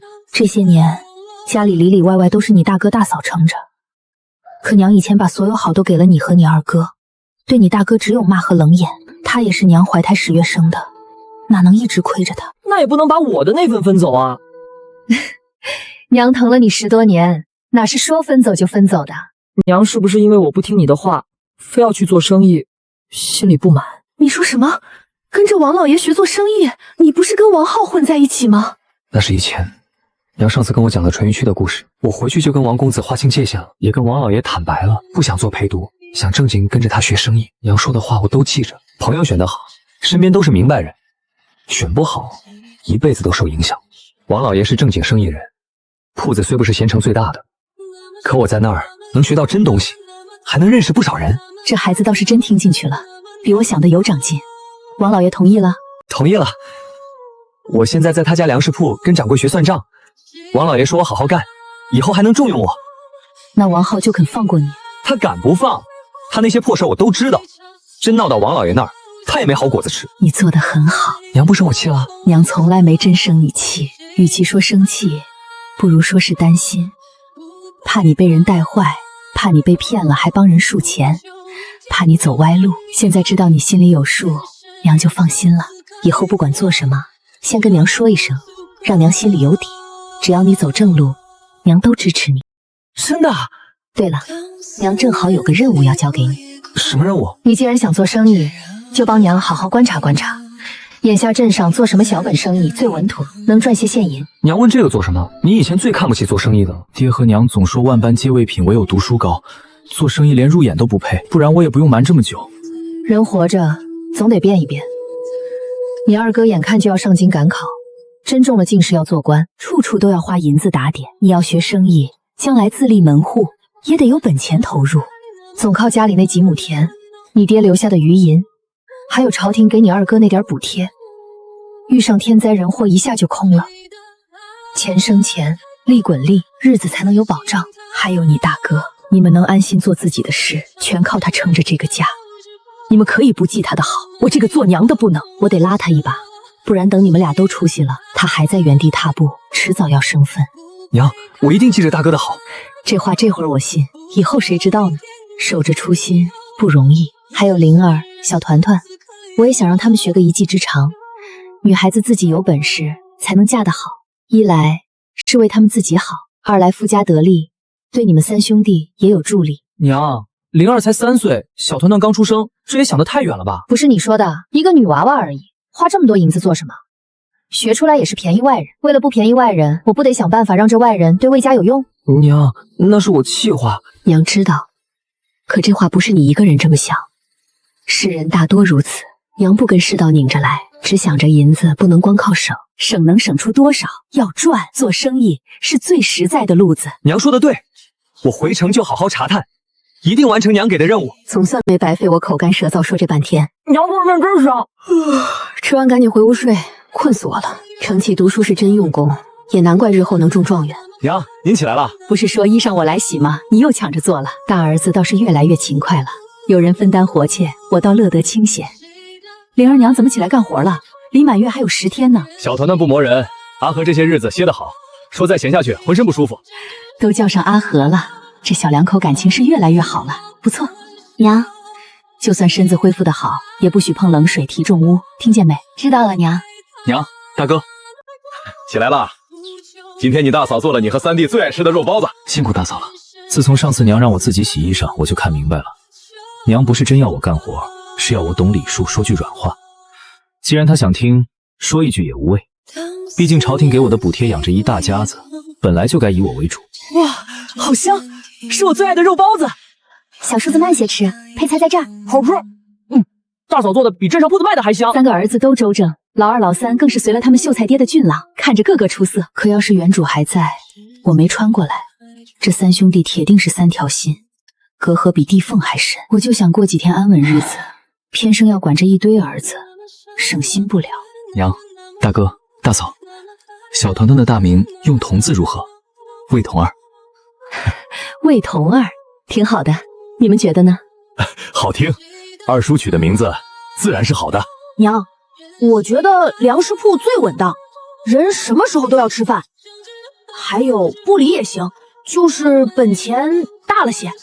这孩子是真热衷于做生意。娘，镇上最好卖的就是日用物件，可做的人太多，力保又辛苦，赚不了多少银子。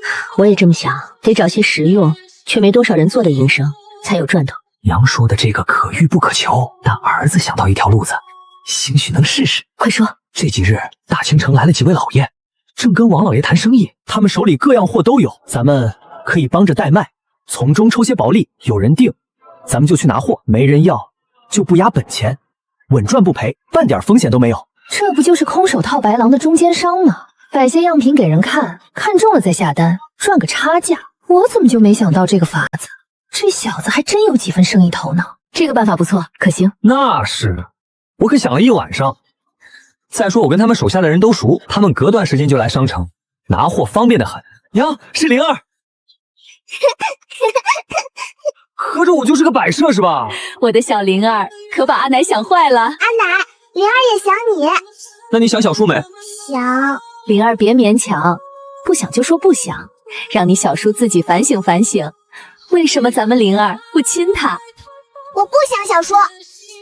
娘，哪有您这么教孩子的？钱管事，这孩子在这儿劳您费心了。不费心，不费心。灵儿是个肯吃苦的孩子，才3岁大，别的娃还在满地疯跑，他一针一线学得格外认真，半点时间都不荒废。阿奶先吃一颗，甜，真好吃。这孩子跟我是越来越亲了。这位可是大姐？大姐，是我啊，翠叔。你是翠叔？真的是大姐，我没想到这辈子还能再见到你。是有20多年了，你走的时候还不到我腰高，眼力倒好，一眼就认出来了。就算是亲妹妹，隔了20年没音讯，也早就生分了。这么亲热，还真不习惯。大姐，这些年你过得好吗？挺好的，你呢？我也挺好的。这2位是？这是我小儿子程佑，这是我孙女灵儿。程佑叫姨娘，灵儿叫姨婆。姨娘，姨婆。翠叔，二哥，是大姐，我见到大姐了。大姐，你们怎么回来了？20年没音讯，突然赶在爹忌日回来，怕不是只祭拜那么简单。这些年我们一直没回来祭拜爹娘，再过几天就是爹的忌日，特意赶回来的。是了，不提我倒忘了。大姐，姨娘就在前面茶楼里坐着呢，我带你去见见她吧。不了，家里还有事，我先带孩子回去了。大姐，都这么多年了，你心里有想过我们吗？你们刚走那几年，我天天想，那时候最盼着识字先生来念你们的信，是我最开心的事儿。后来信断了，我盼了1年、2年、5年、8年，盼着盼着，也就不想了。丈夫不是说他们不待见娘吗？怎么还上门来了？早知道来大姐家，我该备些见面礼的。这孩子生得真好，太可爱了。这是我小孙女儿，小名叫团团。娘，要不我去镇上再添几个菜？我已经让程宽和程启去买了，你坐着歇着，不用忙。二叔也回来了。大姐这院子打理得真好，看着就温馨。都是老大两口子勤快，家里里外外外都收拾得妥当，这也是我最省心的地方。程宽媳妇儿快出月子了吧？看着不像是刚生的样子。还有5天就出月子了。这位姨婆瞧着不苟言笑的，怎么这么严肃？你生了几个孩子了？2个，这是小女儿，大女儿送去红绣坊学绣活了。哼，乡下丫头片子，年纪到了嫁人就是，学什么绣活，纯属浪费银子。我的孙女，我自然要给她最好的。别人家的孙女怎么养我管不着，我家的就不劳姨娘费心了。这老夫人也太宽了，管到我孙女头上来了。你这话什么意思？我是你姨娘，还管不得你家的事了？姨娘觉得管得着吗？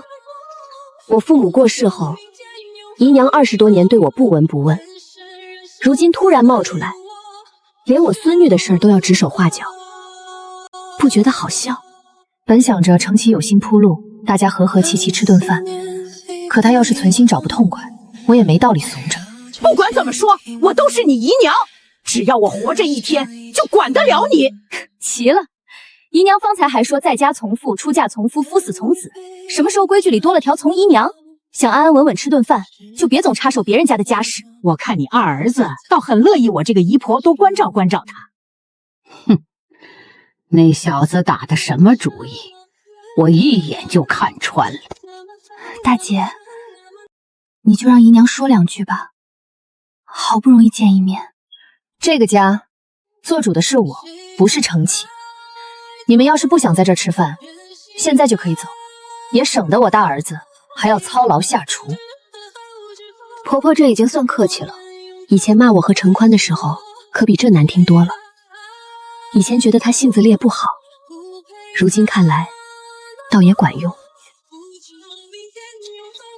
姨婆留步，您别生气，消消气。你舅舅好心邀你去岳城住家里，姨婆也想着能照应你，可你这个娘连顿饭都容不下我们。程启啊，你这般优秀，偏生有这么个拎不清的娘，真是你的不幸。就她这性子，迟早要拖累你。娘，姨婆他们20多年才回来一趟，您怎么能赶人走呢？我好不容易搭上这条线，娘怎么就不能忍一忍，竟坏我好事？魏程启，你这么大的人了，分不清别人说的是人话还是鬼儿吗？一个20多年没来往的人，当着你的面说你娘拎不清，会拖累你，你第一反应不是护着你娘，反倒来怪我？怎么要把你和他们一起轰出去才看得明白是吗？蒙翠罗，大姐，你怎么能在小辈面前这么跟姨娘说话？太失分寸了。想让小辈敬重，先要有值得敬重的样子，他有吗？20年不闻不问，如今倒有脸站在我家里说教。好得很！你们族长在哪儿？我去找你们族长，让全村人都看看你魏家媳妇是怎么对长辈不敬的。你这副泼妇模样，我看你几个儿子的名声还要不要？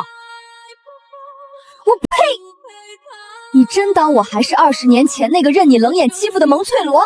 我告诉你，今天我魏家名声要是因为你这张破嘴损了半分，信不信我明天就上岳州，闹到你伺候的那家主子跟上去。我倒要看看是谁家的嬷嬷这么威风，跑到乡下撒泼耍横。你说什么？大姐，你这是干什么？干什么？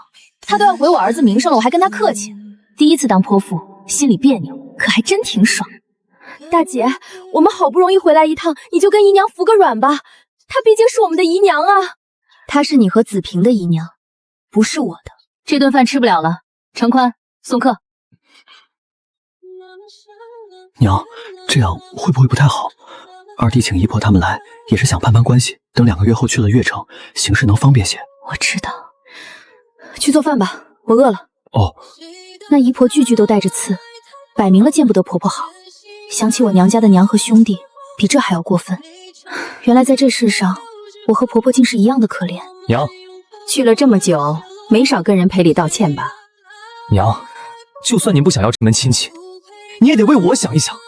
去了越州，人情往来处处要打点，有姨婆他们在背后帮衬，我能省多少力气？您之前说做生意多赚银子，就是为了方便我日后打点关系。姨婆他们在苑城几十年，根基人脉都扎实，咱们和他们处好了，他们自然愿意提点我。不过是听他们说几句闲话，您忍忍又怎么了？先坐下。娘是真生气了，这些年只要娘不高兴，爹不管对错都会打我们出气。现在爹虽不在了，可这股威严……程启，真心愿意帮你的人，不会借着帮你的名头去辱没你的家人。你姨婆这么多年本来就不待见我，我生的孩子，他们又怎么可能真心实意去帮？可我日后会有出息，现在他们帮我，等我将来飞黄腾达了，自然也能给他们好处，他们没道理不帮。我问你，既然他们是看中你的才学，想攀你日后的前程，那为何对你的家人这般轻漠？因为这家里只有我最出色，他们那样的人家看不起没读过书的普通人，不是很正常吗？这话比陆氏那副盛气凌人的样子还让人生气。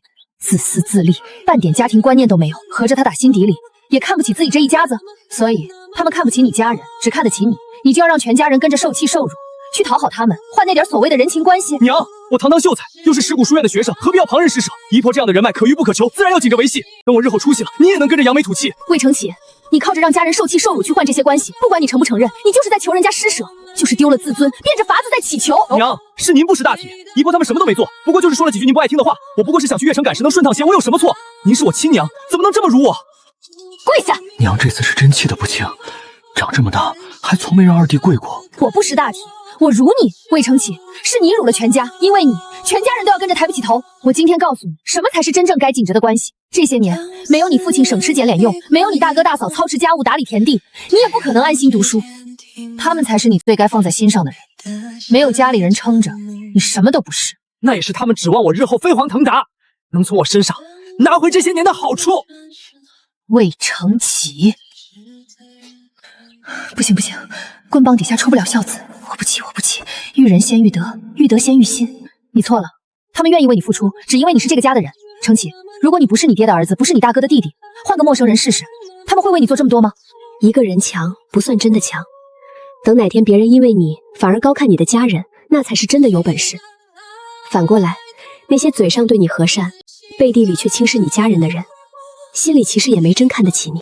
儿子，娘没读过多少书，但为了你，娘什么苦都能吃。换做旁人说几句闲话，娘根本不会往心里去。可你姨婆当年对娘有多狠心，你真觉得他们会真心帮你吗？娘，姨婆虽然不好相处，可我看姨娘对您是有真感情的。我想着，要是和姨婆的关系缓过来，让姨娘在中间做个调和，不是挺好的吗？早上说让姨娘做中间人，娘就没再吭声，不会还在生气吧？怎么吃的这么慢？赶紧吃，下午早点回学堂看书去。好。二叔，路上饿了垫垫。多谢大嫂。今天老罗家牛车没去县城，你得去镇上搭车。走吧，我送送你。娘，您送到这儿吧，我自己去镇上就行。我正好有事去镇上，顺路走，也说说话。娘，您是要带我去见姨婆吗？我去看做生意的铺子。另外，你不许和你姨婆那边任何人有牵扯。你上月征赶考，娘给你备足了银子，吃住都不用愁，你得靠自己的本事去适应，去交你自己的朋友，建你自己的圈子。您到底是不是我亲娘？不帮我就算了，还扯我后腿。您知道石谷书院里都是什么人吗？非富即贵，他们喝一盏茶的钱都抵得上我1个月的花销。他们背地里都笑我寒酸，看不起我，您知道吗？石谷书院一共多少学生？65人。几位秀才？5位。对啊，65人里才5个秀才，我是其中一个。我在比什么？又在自卑什么？不用太在意别人的眼光，旁人嘴里你优秀也好，普通也罢，他们都有的说。你从小就出色，肯用功，也知道读书是最好的出路。你是寒门里走出来的贵子，15岁就中了秀才，他们怎么不比这个？这才是少年郎该有的心气。还真是孩子，夸2句就受用了。总盯着别人短处笑话别人的人，多半是自己没本事。这种同窗点头之交就行，不必深交。娘说的对，但人最难得的是敢认自己的不足。承启，你长大了，娘不会硬逼着你事事都听我的。你姨婆他们来家里吃饭，句句带刺，一副高人一等的样子。真心想缓和关系，真心想帮你的人，会是这个样子吗？你读书这么用功，这次科考肯定能榜上有名。要是你真想和他们走动，等金榜题名了再去也不迟。人只有站到一定高度，别人才会真的看重你。我知道了，娘。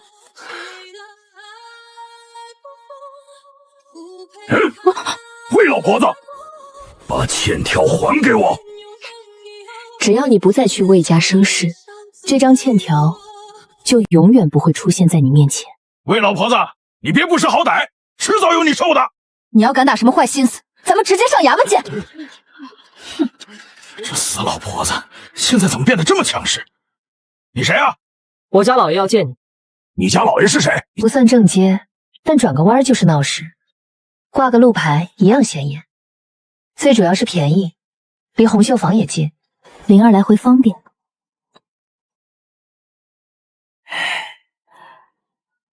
王婆婆，定金我先给您，剩下的尾款等我小儿子回来，我们一起过来付。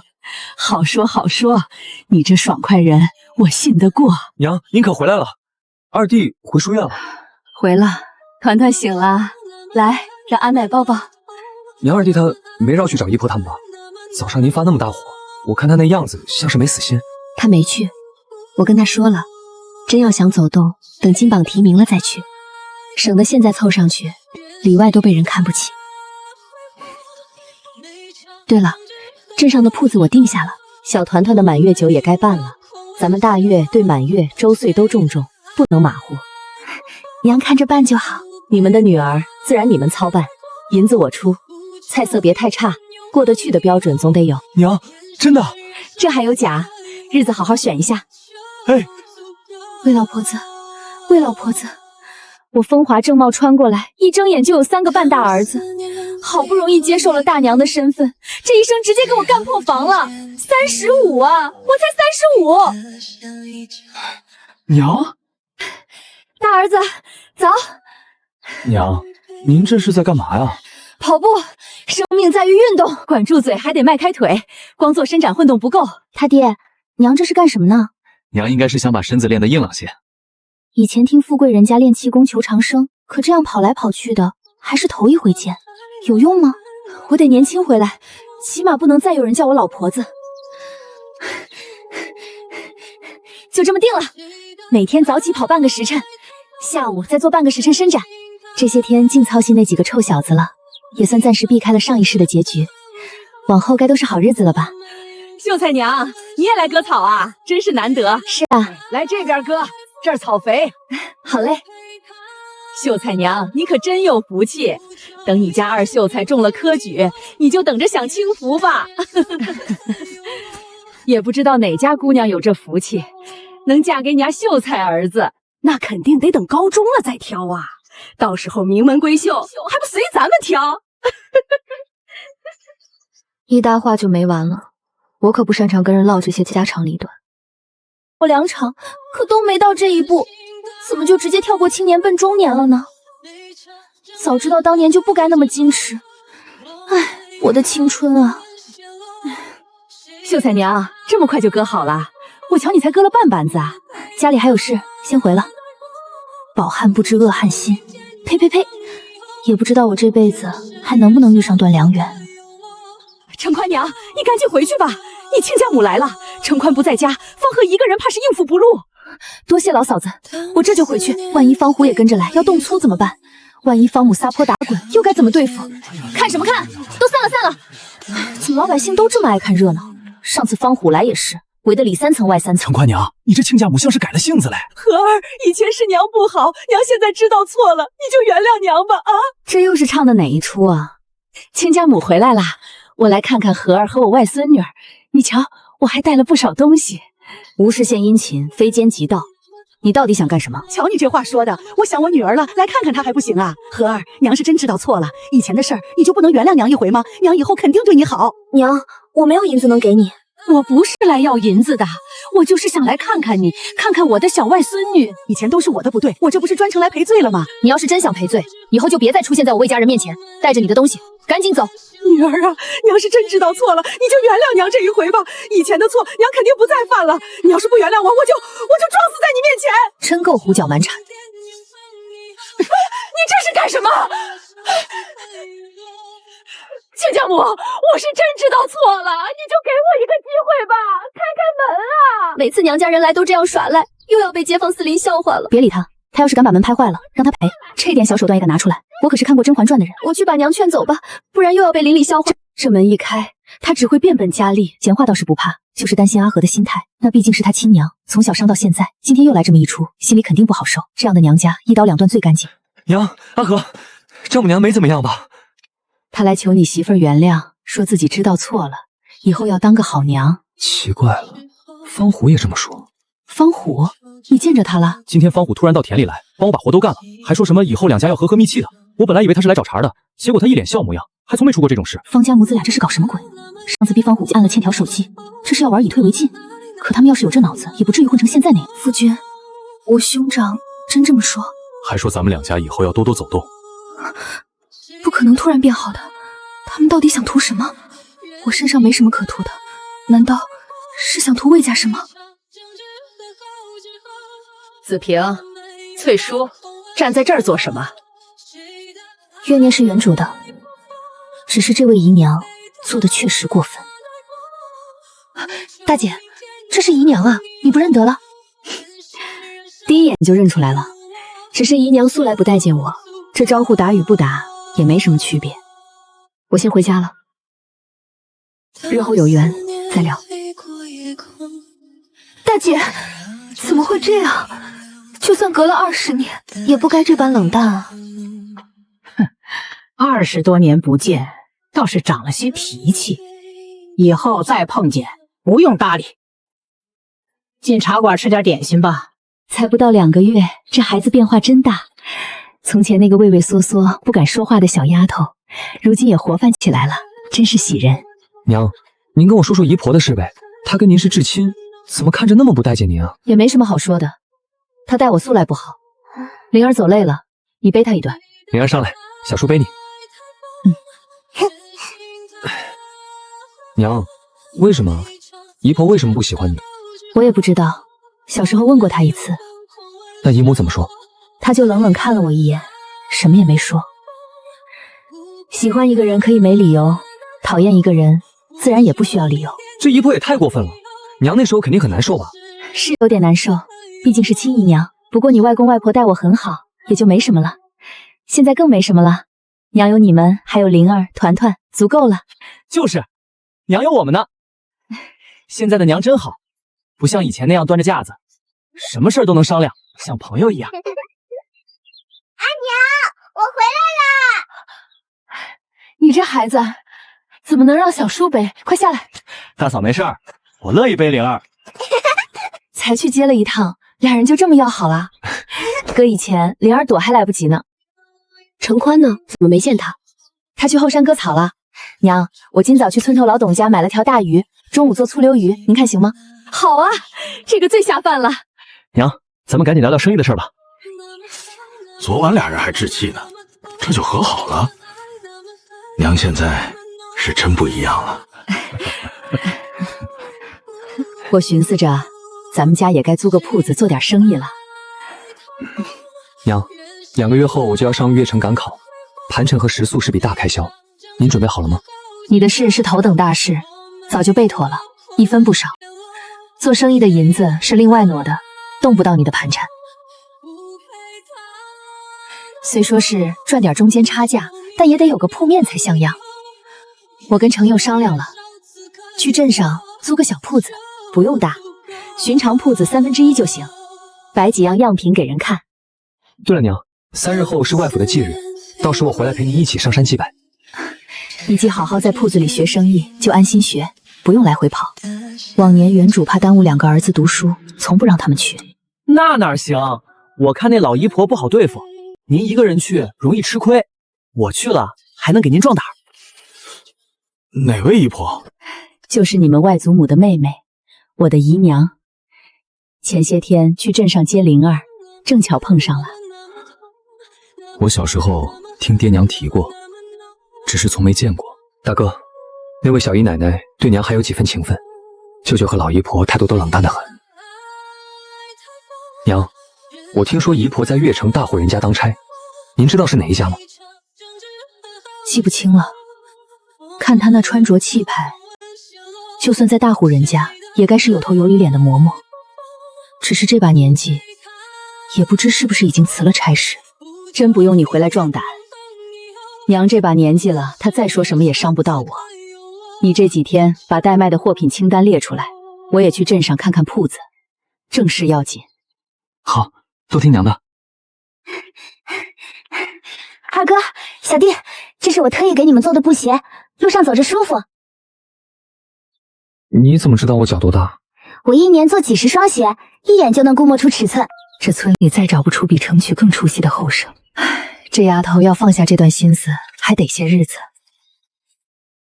娘，我娘说谢谢您送的那块布，她很喜欢。喜欢就好。我娘让我过几天去舅舅家住几天，舅舅想给我说亲，这样您就可以放心了，对吧？这孩子心思倒是敏感，知道我一直防着他，膈应他。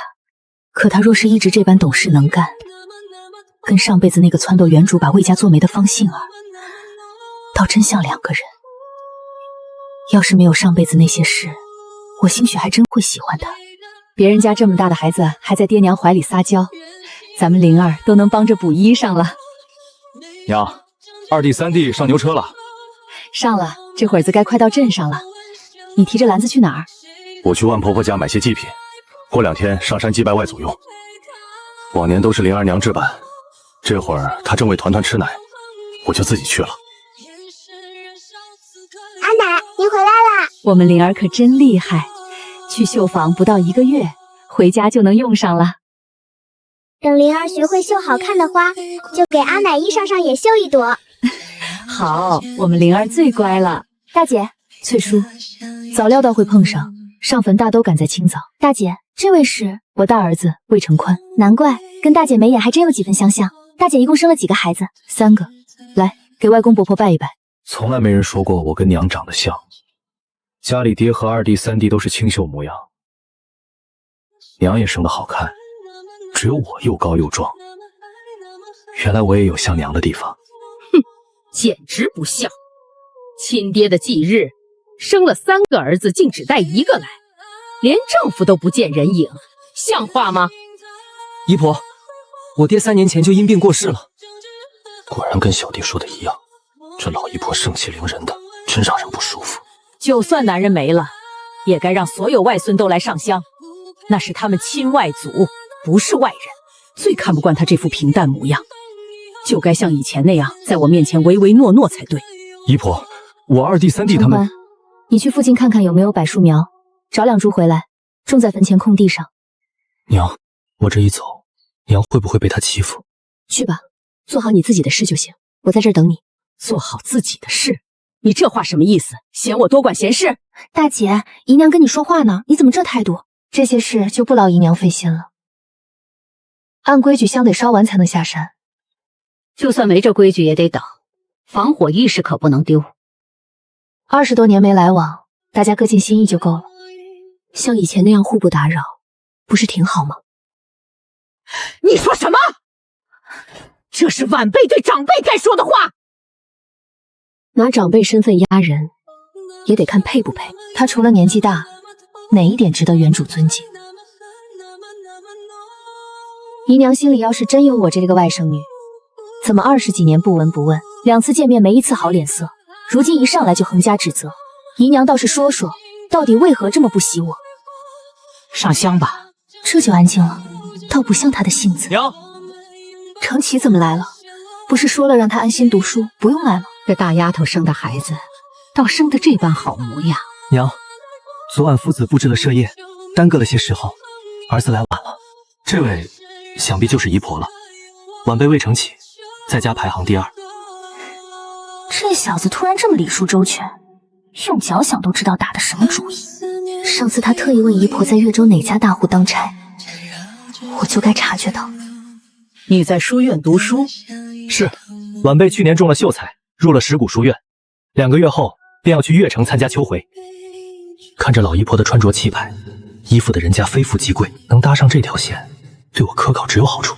想不到翠罗竟养出这么出息的儿子。原主叫蒙翠罗，还好不是蒙翠花，不然天天得想起酸菜。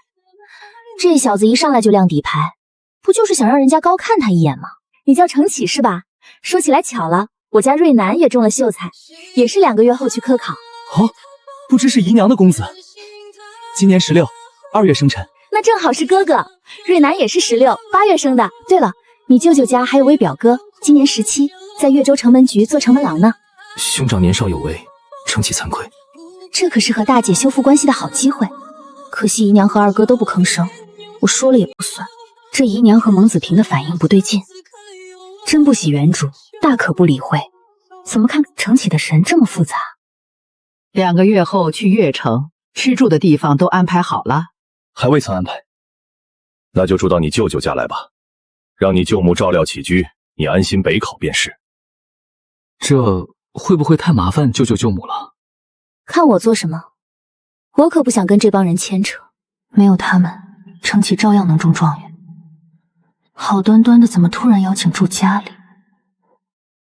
是看程启有出息，想提前结个善缘。不用麻烦了，我看大姐本来就是一家人，说什么麻烦不麻烦？不去二哥家，去我家也行，正好让程启和瑞南做个伴，学业上也能互相切磋。既然去越州科考，就住到子平家里去，一家子亲人都在越州，哪有让孩子住外面的道理？脸变得还真快，我倒要看看这陆氏到底打的什么算盘。上一世为程启中了状元，被宰相一眼看中，此后平步青云，身边尽是巴结讨好的人，哪里用得着他费心攀附旁人？可原主一家子到死好像都没再见过这位姨娘和她的弟妹。不对，为什么是好像？原主记忆里有好几件事都模模糊糊的，存着疑惑。也罢，这些前尘旧事与不过像看了场戏，没亲身经历过，也想不出个所以然来。娘，您不请姨婆姨娘和舅舅去咱们家坐坐吗？二儿子这是忙着给自己铺路呢，说起来也算上进。蒙子平的儿子当着小官，蒙翠书的儿子也要科考，日后魏承启进了官场，真遇上了也好有个照应。姨娘、弟弟、小妹，中午就去我家吃饭吧，大家20多年没见，肯定有好多话要说。好啊，好啊。这些年我也挺想念大姐的，心里确实攒了好些话。那就去吧，正好看看你现在日子过得怎么样。大哥，你赶紧先回去，告诉大嫂去镇上买些好菜回来。你大嫂还在月子里，怎么能让她操劳？你和大哥去趟镇上买菜。程宽，你做的菜和你灵儿娘手艺差不多，中午你来下厨。我一个读书人去镇上买菜，像什么样子？娘怎么能在姨婆他们面前这么吩咐我？太丢人了！还愣着做什么？再不去，镇上的好菜都该卖没了。大姐，你怎么能让秀才公去买菜呢？传出去多让人笑话呀！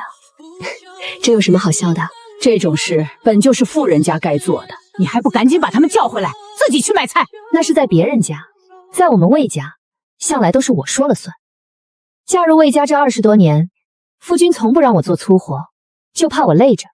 几个儿子也孝顺得很，从不让我受半分委屈。没想到姐夫对大姐这么好，我就说嘛，大姐明明比我大5岁，怎么看起来比我还年轻？当年他长姐和姐夫走后，我带走了翠书和子平，本以为蒙翠罗一个孤女只能自生自灭，没想到竟嫁了这么好的人家。我35岁的时候，头发都白了一半，脸上皱纹深得很，她倒好，日子过得这般滋润。大姐，你是怎么找到姐夫这么好的男人的？是他找上门来的。下聘的时候，我都不敢相信，咱们镇上唯一的秀才竟会看中我。原主那时候孤苦伶仃，日子过得极苦。某天开门，就见一个俊朗少年带着媒婆站在门口，把他吓了好大一跳。说起来，原主和他夫君年轻时样貌可真是般配。姐夫也是秀才？是啊。魏家，我记得当年姨娘带我们去越城时，镇上东王村有户魏家的儿子中了秀才。大姐家的，莫非就是这户？就是这户魏家。这事我早就知道，真是没想到那样体面的秀才竟会看中蒙翠罗一个大字不识的孤女。大姐，那你公婆待你好吗？他们都是良善之人，待我很好。大姐，你过得可真幸福。秀才娘，魏夫人，家里来客人啦！难怪这么有底气，原来全村人都捧着魏家。也是，一家出有2个这么秀才，村里人自然要赶着巴结。娘，这是我大儿媳妇方和。阿和，来见过你姨婆、姨娘和舅舅。